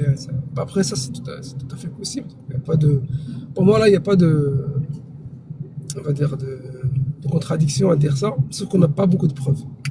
En fait, ce sont des suppositions basées sur le climat et tout ça. Oui, comme on n'a aucune preuve de l'origine divine du Coran, il y en a encore moins. Mais ensuite, quand on fait une analyse textuelle, avec les outils qu'on peut utiliser sur d'autres textes, on arrive à voir, après c'est pas une science exacte, mais qu'il y a plusieurs auteurs. C'est pas une main qui l'a écrit, c'est pas un cerveau qui l'a écrit, c'est plusieurs personnes. D'après le style, d'après les descriptions des environnements, etc. Excuse-moi, est-ce qu'on se connaît, Ace? Parce que ta voix là. C'est Sam et Tegal, tu l'as pas reconnu. C'est Sam, mais Alors, il paraît qu'on se ressemble et qu'on a la même voix, mais je sais pas, on m'a déjà dit ça. Ouais. D'accord. Mais vous fiez pas à la photo. Hein. Non, moi je me fie à mes oreilles. Parce que la photo là, c'est Alf, l'extraterrestre. La personne en question, mais je me suis dit peut-être qu'il veut pas, du coup, je lui pose la question directement. Je suis pas Oui, sûre. je reste dans mon rôle d'Eisenberg. Ok, très bien, Si vous Heisenberg. permettez. Ok. Alors Heisenberg, quand tu as découvert que au LHC ils ont réussi à transformer du plomb en or, qu'est-ce que t'en dis? Je dis que les alchimistes qui parlaient de la pierre philosophale avaient raison finalement. Donc c'était des vraies prophéties. Je sais pas si je dois le prendre ironiquement ou textuellement. Non, moi je suis d'accord avec lui. Bah non, en fait, parce que même si c'est vrai, parce que là on parle de transmutation, en fait ce qui s'est passé au LHC, c'est que en fait l'énergie qu'ils ont dû produire pour justement transformer, et c'était de l'ordre de vraiment une très très très petite quantité de plomb en or, en fait, elle est 100, 200, voire 1000 fois plus nécessaire que pour produire de l'or. C'est-à-dire qu'ils l'ont fait pour dire qu'on l'a fait, mais ce n'est absolument pas viable. En fait. Parce que l'énergie que tu dois faire pour faire ça, ça va te coûter beaucoup plus que la vente de l'or que tu pourrais faire. Bien sûr, mais là, toi, tu parles sur un plan quantitatif, mais qualitativement parlant, et dans l'absolu, on a transformé le plomb en or. Oui, ça c'est vrai. Même si ça revient très très cher, on le fait. Mais sans pierre philosophale. Oui, mais c'était le vocabulaire de l'époque, pour parler de la science. Je te rappelle que philosophie, c'est la philosophie, c'est la sagesse. Et quand on dit, quand tu es doctorant, par exemple, quand tu as un doctorat, tu as ce qu'on appelle un PhD en anglais, qui veut dire philosophique doctor. Donc il y a un rapport avec la science. Oui, en fait, c'est l'amour de la sagesse, quoi. C'est le triomphe de la méthode rationnelle.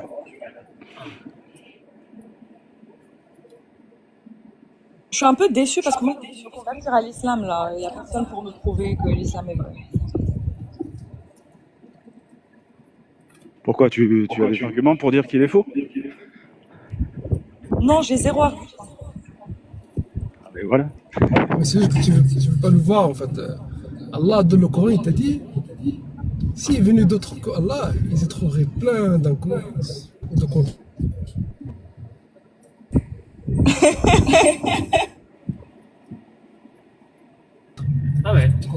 Non, mais je pense que si tu prends pas les phénomènes, le texte en lui-même, si tu le prends pas juste en tant que phénoménologie, c'est-à-dire ce sont des phénomènes qui sont dans un référentiel, comme par exemple quand tout à l'heure tu parlais du soleil qui se couche dans une mare de boue, on va t'expliquer que c'est la vue de Dhul Qarnayn, ce n'est pas forcément la réalité. Ça n'a rien à voir. Tu confonds en fait. S'il te plaît, t'as un écho ton micro. Ah pardon. Pas de souci. Tu confonds, c'est pas Dhul Qarnayn ici, parce que là on parle d'un verset que le prophète aurait expliqué lui-même. Il y a un hadith, sahih, où le prophète sort d'une mosquée avec un ami à lui, et il explique le verset du Coran en disant « Est-ce que tu sais où le soleil va lorsqu'il se couche ?» Et il donne cette explication-là qui va se prosterner sous le trône d'Allah. Donc là, ça n'a rien à voir avec l'histoire de Dhul Qarnayn. Il y en a beaucoup qui l'utilisent pour justifier ça, mais en fait, ce sont deux histoires distinctes. Et donc tu veux dire que quand le verset te parle le soleil se couche dans une source boueuse, donc toi là tu parles du tafsir alors, c'est ça? Non, c'est pas ce verset-là. C'est rare hadith C'est le verset qui dit. a expliqué lui-même le sens du verset. Ouais, t'as déjà le verset qui dit et le soleil court vers une place qui lui est destinée.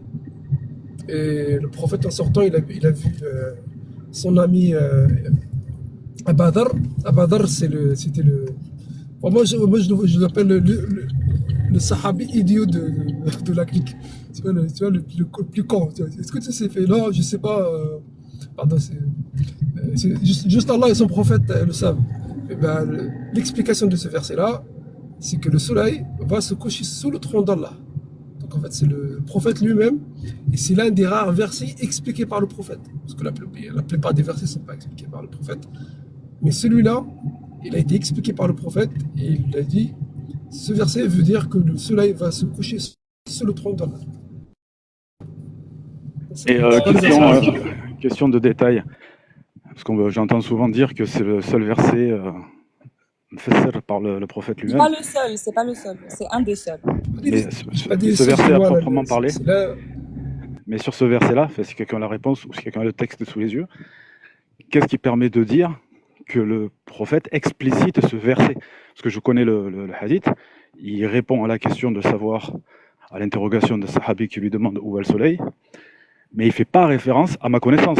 Maintenant, si vous avez l'argument contraire ou le texte, il ne fait pas référence au verset, du tout. Si, il lui dit... Mais je ne suis pas sûr de moi, hein, si tu le dis. Attends, ouais, le texte en arabe, là, je ne pas devant les yeux, mais le texte en arabe, il dit exactement ذلك تفسير قوله تعالى والشمس تجري لمستقر لها ذلك تقدير العزيز الحكيم. Donc le prophète il lui dit, et ceci est l'explication du verset.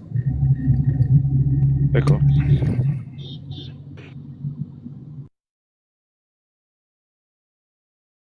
Mais c'est vrai que ça n'a rien à voir avec l'histoire de Dhul Qarnayn, c'est encore autre chose. Non, mais parce que souvent, quand on sort ce hadith-là, il y a beaucoup de gens qui disent non, mais en fait, c'est la vision de Dhul Qarnayn, rien à voir. Oui. Il y a des gens qui disent ça, mais en soi, ça n'a rien à voir. Oui, ce qui peut s'entendre. Moi, je peux accorder le bénéfice du doute en disant que c'est la vision de Dhul Qarnayn. Il n'y a rien qui s'oppose à ça. Parce que le verset dit, il a vu le soleil se coucher dans une mare boueuse. C'est sa vision. Mais du coup, c'est quelle peuplade alors qu'il a trouvé? Parce que là, on part du principe que le soleil se couche parce qu'il est arrivé à un endroit où justement personne n'est soi-disant allé. Et de là, il a trouvé une peuplade. C'est Majouj, non? C'est pas Jouj et Majouj, un truc comme ça? Ça n'a rien à voir. Jouj et Majouj, je sais pas. Ouais, c'est le Coran, c'est Yajouj et Majouj. Mais sauf que mais là, il y a un problème parce que Yagog et Magog, c'est normalement c'est un roi et un peuple. Il passe un peuple. C'est pas deux peuples. Alors que dans le Coran, c'est vu comme l'assemblée des deux peuples. Mais on ne sait pas. Là, ils sont toujours sous le barrage qu'a construit Dhul Qarnayn et chaque jour, ils creusent. Quand ils se fatiguent la nuit, quand ils vont dormir, le lendemain, ils se réveillent, le trou s'est refermé. Et ils disent merde, alors il faut qu'on recommence. Et voilà, jusqu'à ce qu'un jour, ils arriveront à ouvrir Après, ça dépend dans quel paradigme on parle. Enfin, moi, c'est ma vision du truc. Pardon, il y avait un petit écho. En fait, si on parle en tant que critique de l'islam sunnite et qu'on prend le corpus sunnite comme un tout cohérent, on va faire des rapprochements entre les hadiths et le Coran. Mais si on sort encore de cette bulle et qu'on fait une critique vraiment historiographique externe, les sources ne sont pas forcément cohérentes non plus. C'est-à-dire qu'il y a beaucoup de sources de hadiths qui n'ont rien à voir avec les sources du Coran, qui remontent à une culture judaïque, en fait. Je suis même pas sûr qu'à l'époque supposée du prophète, ces histoires-là avaient cours. Parce qu'une bonne partie d'entre elles remontent à Ka'b al-Ahbar, qui était donc le premier moufti, c'était un juif converti à l'islam, sous Omar, donc bien après la mort du prophète, et qui fréquentait, comme vous savez, Abu Huraira, qui a rapporté beaucoup d'histoires. Et les sources, la chaîne de transmission, si le maillon numéro 1 c'est Abu Huraira. Mais pour que tu puisses dire ça, il faut que tu te bases sur les hadiths. Pour dire qu'il a ramené des choses à Abu Huraira, Ka'b al-Ahbar, tu te bases sur les hadiths. Oui. Tu te contredis. Non. Donc, non. Mais pour moi, Ka'b al-Ahbar, c'est pas le seul. Non. Le premier, c'est Abu Huraira. Ka'b al-Ahbar, même si tu prends les hadiths de Ka'b al-Ahbar, il n'y en a pas beaucoup. Non, parce que d'après le grand principe. récitateur de hadith, c'est Aïcha. Regarde, les premiers. Abu Huraira c'est Abu Huraira. Oui. Abu Huraira, ensuite Aïcha. Ka'b al-Ahbar, je pense qu'il a une mini. Non, c'est ce que. Non. Partie, quoi. Et non, en fait, non. À mon avis, il en a une très grosse partie, mais il n'apparaît pas dans les textes. Pourquoi? Parce qu'en fait, techniquement, si on prend les textes, déjà pour vrai, je ne fais pas raisonnement circulaire, mais c'est pour pointer la contradiction du truc. Si tu prends les récits d'Abu Huraira, qui sont les plus nombreux, je crois que c'est un quart de Bukhari, excusez-moi, je fais une marche rapide, donc je suis un petit peu essoufflé. Donc un quart de Bukhari et pratiquement 2/3 de Muslim. Dans le principe de la transmission des hadiths, un sahabi, il est au-dessus de tout soupçon. Donc c'est-à-dire que l'enquête de probité faite par Bukhari au Muslim, elle s'applique pas au sahabi. Donc elle ne s'applique pas à Abu Huraira. Même s'il n'est pas le témoin direct, on s'en fout.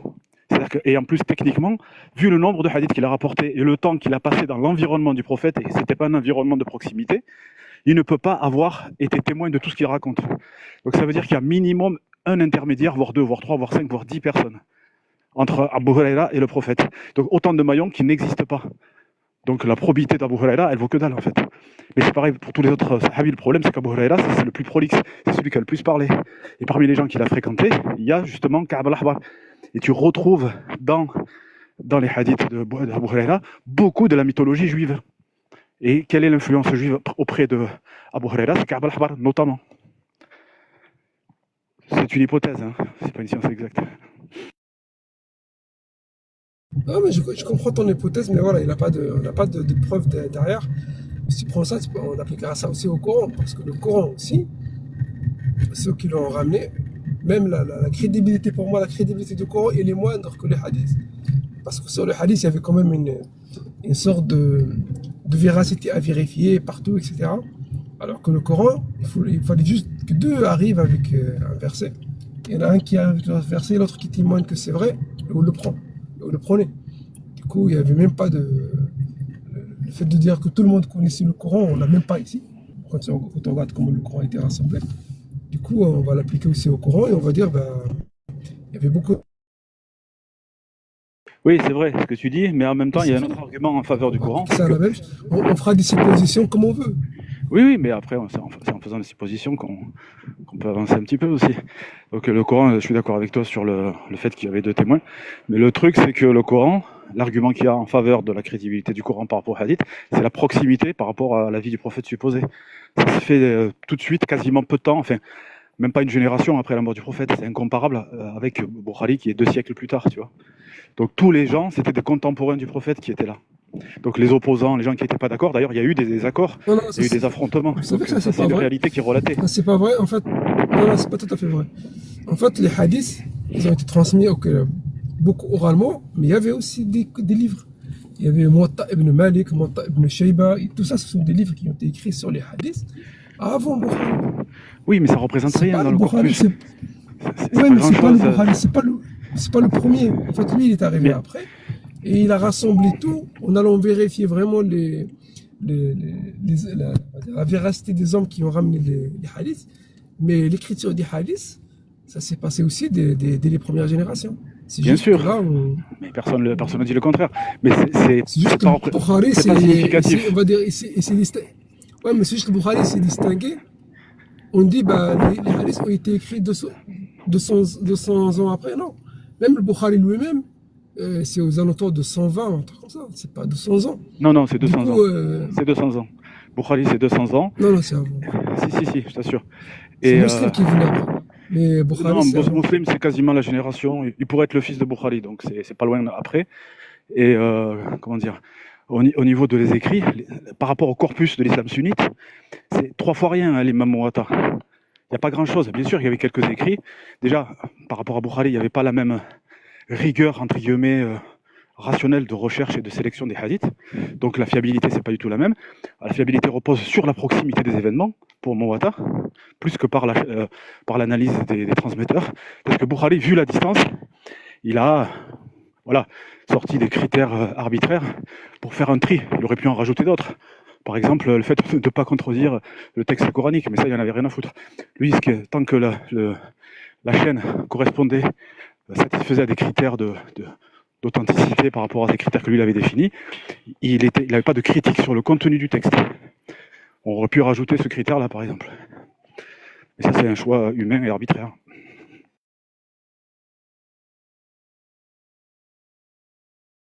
Mais après, si tu enlèves ça, du coup, comment tu vas savoir c'est qui le prophète?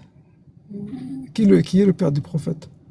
On n'a pas besoin de le savoir. Alors, là, je vais faire mon musulman simpliste, mon musulman simple coraniste, qui ne crache pas sur tous les hadiths. J'enfile ce costume 2 minutes, d'accord? C'est pas parce que des gens vivent dans un paradigme où ils ont des détails sur le nombre de cailloux utilisés pour se torcher qu'il faut les écouter quand ils te disent comment on ferait pour se torcher. Il y a des millions de civilisations qui n'ont pas eu accès à cette mythologie et qui savent très bien se torcher, qui ont vécu propre. Donc on n'a pas besoin de ça. Et on n'a pas besoin de savoir le nom du père du prophète. On n'a rien à foutre. D'accord. Du coup, comment tu sais que c'est un prophète? Ça, c'est quelque chose de mutawatir. C'est notoire. C'est-à-dire qu'il n'y a pas besoin des écrits pour le savoir. Donc, tu vois ce que je veux dire? C'est-à-dire qu'on ne peut pas avoir... Attends. D'accord. Je suis dans la peau du musulman. Écoute bien. Non, je termine juste mon argument. Non, mais c'est moi, je te réponds aussi en tant que critique. S'il y a une personne, extraordinaire et remarquable... Mon grand-père, il m'a dit qu'il a vu le roi Mohammed V dans la lune. Et mais franchement, plusieurs de sa génération m'ont dit ça. Ils l'ont vu dans le village, dans plusieurs villages, et ils se racontaient tout ça entre eux. Du coup, c'est devenu mutawatir. Donc, je dirais que le roi Mohammed V, qui est l'ancien roi du Maroc, a été vu dans la lune. Donc, je dois les croire sa parole parce que ça a été... Non, c'est pas suffisant. Là, il s'agit, Ah, parce d'accord. que c'est pas Donc il y a suffisant. notre règle alors. C'est quoi C'est la pas règle? suffisant, parce que en fait, là, tu es à un niveau d'affirmation qui est extraordinaire. Là, tu affirmes un miracle. Voir un être humain sur la Lune, enfin un être humain, à part Neil, je parle pas d'Armstrong, voir un être humain, un personnage historique dans la Lune, c'est quelque chose de miraculeux, c'est une rupture d'habitude. Donc là, il faut des preuves extraordinaires. C'est-à-dire que dire qu'une personne a prêché une religion, que cette personne était intelligente, charismatique, etc., c'est quelque chose qui existe dans l'histoire. Des Non, personnages là, historiques. là, tu déplaces le débat. Là, Non, le mais je débat, te il dis. n'est pas sûr. Non, Si. là, le débat n'est pas, regarde, laisse-moi dire. Là, le débat n'est pas est-ce que Oui, Mohamed a mais tu me laisses pas existé. finir, tu me laisses pas Là, finir. Tu vas là, comprendre. là, le débat, il est est-ce que Mohamed a reçu une révélation de Dieu? Il J'ai a pas dit parlé à ça. un Oui, mais ange. non, c'était pas ça ce que tu as dit au départ. C'était que c'était un prophète.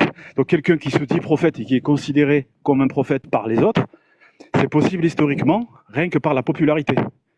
D'accord? Ce n'est pas une preuve qu'il a réellement communiqué avec Dieu.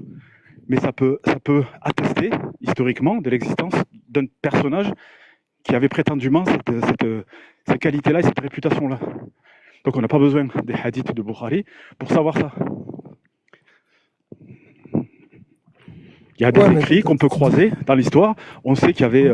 bon, on ne sait pas que c'était un prophète, on ne dit pas que c'est un prophète, etc. Mais on sait qu'il y avait un homme qu'on appelait Mohammed, qui était le chef des Arabes, et que c'était un chef religieux charismatique et un chef militaire. Ça, ce sont les seuls écrits qu'on a des sources non musulmanes, et contemporaines. Voilà. Après, il n'y a pas le détail, est-ce qu'il est marié avec Aïcha, tout ce qu'il a fait, ça n'existe pas. Mais je veux dire, il a suffisamment fait parler de lui pour que dans des écrits de civilisations voisines, on ait parlé de lui. Donc là, on est en train de voir, là, le débat, il est juste, est-ce qu'il y avait un homme qui s'est dit prophète? Ok, là, il n'y a pas de souci. Mais est-ce que ce qu'il a dit, c'est vrai? Est-ce qu'il a dit, il a vraiment parlé avec un ange, etc. Ça, c'est un autre débat. Et dans le Coran, il prétend être prophète. Donc, ce qui est arrivé par Tawatur, on le voit dans le Coran, si tu veux, mais il dit juste, je suis prophète, mais je ne peux pas vous ramener de preuves. Quand on lui demande des preuves, il dit, Je suis d'accord. j'y pas. C'est sûr, on ne peut pas ramener de preuves, ni par le Mais tawatul, je par suis contre, d'accord. Mais on peut savoir par le par contre, tawatul ce qui est essentiel à l'islam, c'est-à-dire la manière de prier, la manière de se comporter dans 2-3 trucs qui sont des choses populaires. Par exemple, toi comme moi, enfin moi je suis d'origine marocaine, aucun Marocain n'a eu besoin d'ouvrir un livre avec des images, même si ces livres-là existent, pour savoir comment faire la prière. Pourquoi? Parce qu'il y a suffisamment de gens dans l'environnement qui le font plusieurs fois par jour et tous les jours depuis des siècles. Donc c'est quelque chose qui fait partie de l'apprentissage de la collectivité. C'est comme entendre 5 fois le adhan. Eh bien, tu peux pas, si un jour, un beau matin, le muezzin, quand il va adhan, il commence à chanter au clair de la lune, tout le monde va le reprendre. Parce que tout le monde a entendu le adhan et tout le monde sait très bien que c'est pas ça. Il n'y a pas besoin de lire ouais, Bukhari mais pour sauf ça. que là, tu fais bon, une sorte d'anachronisme, en fait. Parce qu'au début, il n'y avait pas tout ça. Donc, tout le monde n'était pas en train de faire la prière. Parce qu'après, moi, je reviens un petit peu au hadith. Moi, quand je prends des hadiths, où tu as Omar qui a dit qu'il a mis 10 ans pour apprendre Surat al-Baqarah. Tu avais d'autres grands compagnons qui ont dit qu'ils ne connaissaient même pas la moitié du Coran. Et ce sont eux qui ont rassemblé le Coran. Tu dis, ce tawatul que tu es en train de dire, ok, tu le prends parce que tu as rejeté tu rejettes les hadiths, donc tu peux faire ce que tu veux. Tu peux faire des recours, ce que tu veux. Que ça a été transmis, etc., par tawatul et tout ça. Mais tu n'as pas la preuve. Alors que moi, en prenant les hadiths, je peux te ramener la preuve que le Coran n'était pas appris par Tawatur, parce que beaucoup de sahabis ne le connaissaient pas. Et ils galéraient déjà pour ramener un témoin pour inscrire un verset. Et tu as le hadith aussi qui parle de Omar qui jurait par les versets de la lapidation. Et tu as les témoignages de Sahaba aussi qui te disent que la sourate c'est l'Ahzab, je pense, ouais, l'Ahzab, elle était plus longue que Surat al-Baqarah. Donc, là, tu as plein de témoignages aussi. Pourquoi tu vas les rejeter? Ou de Sahaba, Plein de donc, témoignages. je pense pas, là. Ça, c'est des hadiths ahad. C'est-à-dire que si tu prends le hadith de Omar sur le... Non, mais attends, là tu les rassembles. C'est pas des hadiths mais là, tu les mutawatirs. rassembles. Donc, même si tu les rassembles, il y en a 2, 3. Et c'est souvent les répétitions du même témoignage. C'est la majorité, l'écrasante majorité des hadiths authentiques, c'est des hadiths ahad. Aucune preuve qu'il a été mutawatir. Non, mais attends. Non, mais je répète. Ramène-moi la preuve. Je répète. Ramène-moi la preuve que le Coran est mutawatir. Non, je répète, juste, parce que là tu pars du principe que les hadiths sont plus fiables que le Coran. Moi je n'affirme Non, mais c'est pas rien. ça. Moi j'ai pris, regarde, moi j'ai pris plusieurs hadiths qui parlent du sujet. Donc, ok, on va dire un hadith mutawatir, mais quand on a plusieurs hadiths, même, c'est comme si tu prends un témoignage. Tu prends plusieurs témoins qui te citent un événement de plusieurs points de vue.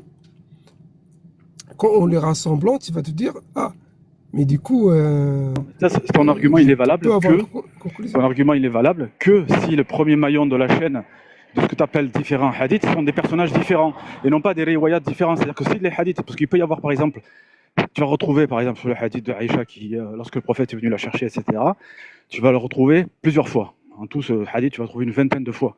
Mais si tu regardes bien les chaînes à chaque fois, ça remonte juste à Aïcha. Il n'y a que elle quasiment qui le raconte. Donc c'est pas parce qu'il y a 20 hadiths que c'est un truc où il y a plusieurs témoins. C'est souvent les chaînes se rejoignent à un maillon initial au départ. Mais la première personne qui était témoin a raconté peut-être à 3 personnes qui vont donner naissance à 3 chaînes. Et ça va donner au final 3 hadiths. Ou bien voire même plus, ça fait des Y comme les branches d'un arbre. Donc il faut regarder pour voir si c'est un hadith ahad ou pas. Le premier maillon, si c'est le point commun de tous les hadiths. Ça revient au même hadith. C'est pour ça qu'il y a ce qu'on appelle la simplification. Quand tu achètes le Sahih al-Bukhari, soit tu as la version on va dire complète, soit tu as la version simplifiée. La version simplifiée, en fait, il y a beaucoup moins de hadiths. Pourquoi? Parce qu'ils ont trié que les hadiths. Ouais, je te comprends, là, tu as fait une comparaison qui n'est pas du tout la même. Aïcha, c'était la concernée, du coup, elle racontait ce qui lui est arrivé de plusieurs points de vue. Les hadiths que moi je te raconte, les hadiths que moi je te racontais par rapport à la manière dont on a rassemblé le Coran et les témoignages qui montrent qu'on peut utiliser pour démontrer que le Coran n'est pas mutawatir, sont restés par des personnes différentes. Là, je ne sais pas devant moi, mais je pourrais les rechercher la prochaine fois, on les regardera. Mais c'était des personnes vraiment différentes. Des fois, je ne dis pas que le Coran était mutawatir, hein, je suis d'accord. Mais regarde, le prophète, est-ce que lui-même, il a rassemblé le Coran dans son vivant ou est-ce qu'il a fait rassembler?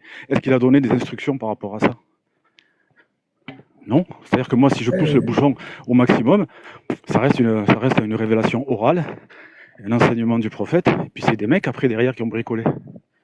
Ah oui, effectivement, peut-être que le Coran, et en restant quelqu'un de bonne foi, qui veut rester musulman, peut-être que le Coran n'est pas exactement celui que le prophète a révélé, c'est vrai.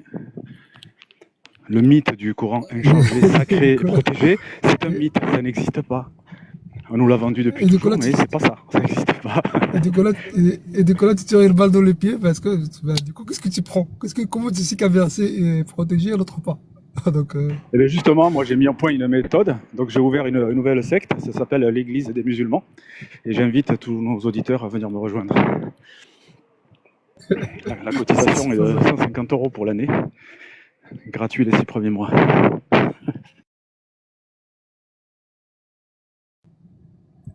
Ok. Donc avec, t'as le plus grand imam de France dans ta secte, pas? Tu crois? Est-ce que tu as le plus grand imam apostat dans ta secte? Est-ce qu'il y a les plus grands imams apostats dans mon secteur, c'est ça? Dans ta secte. Ah, ouais. Alibaba, Non, Alibaba, c'est un koufar. C'est un koufar. Ils reconnaissent pas la prophétie.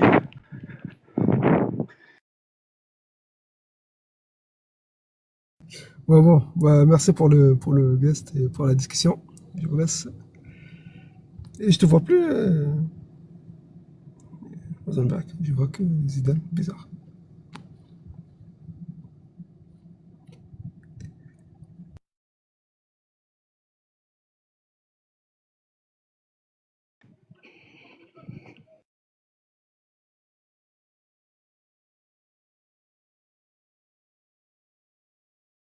Alors moi j'ai pas la modo pour faire monter les gens, donc s'il y a des gens qui veulent monter, il faudrait le... Je sais pas si Zidane est là. Zidane?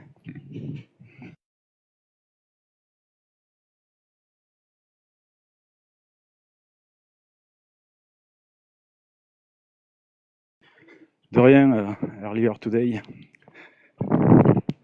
de la part de Alf.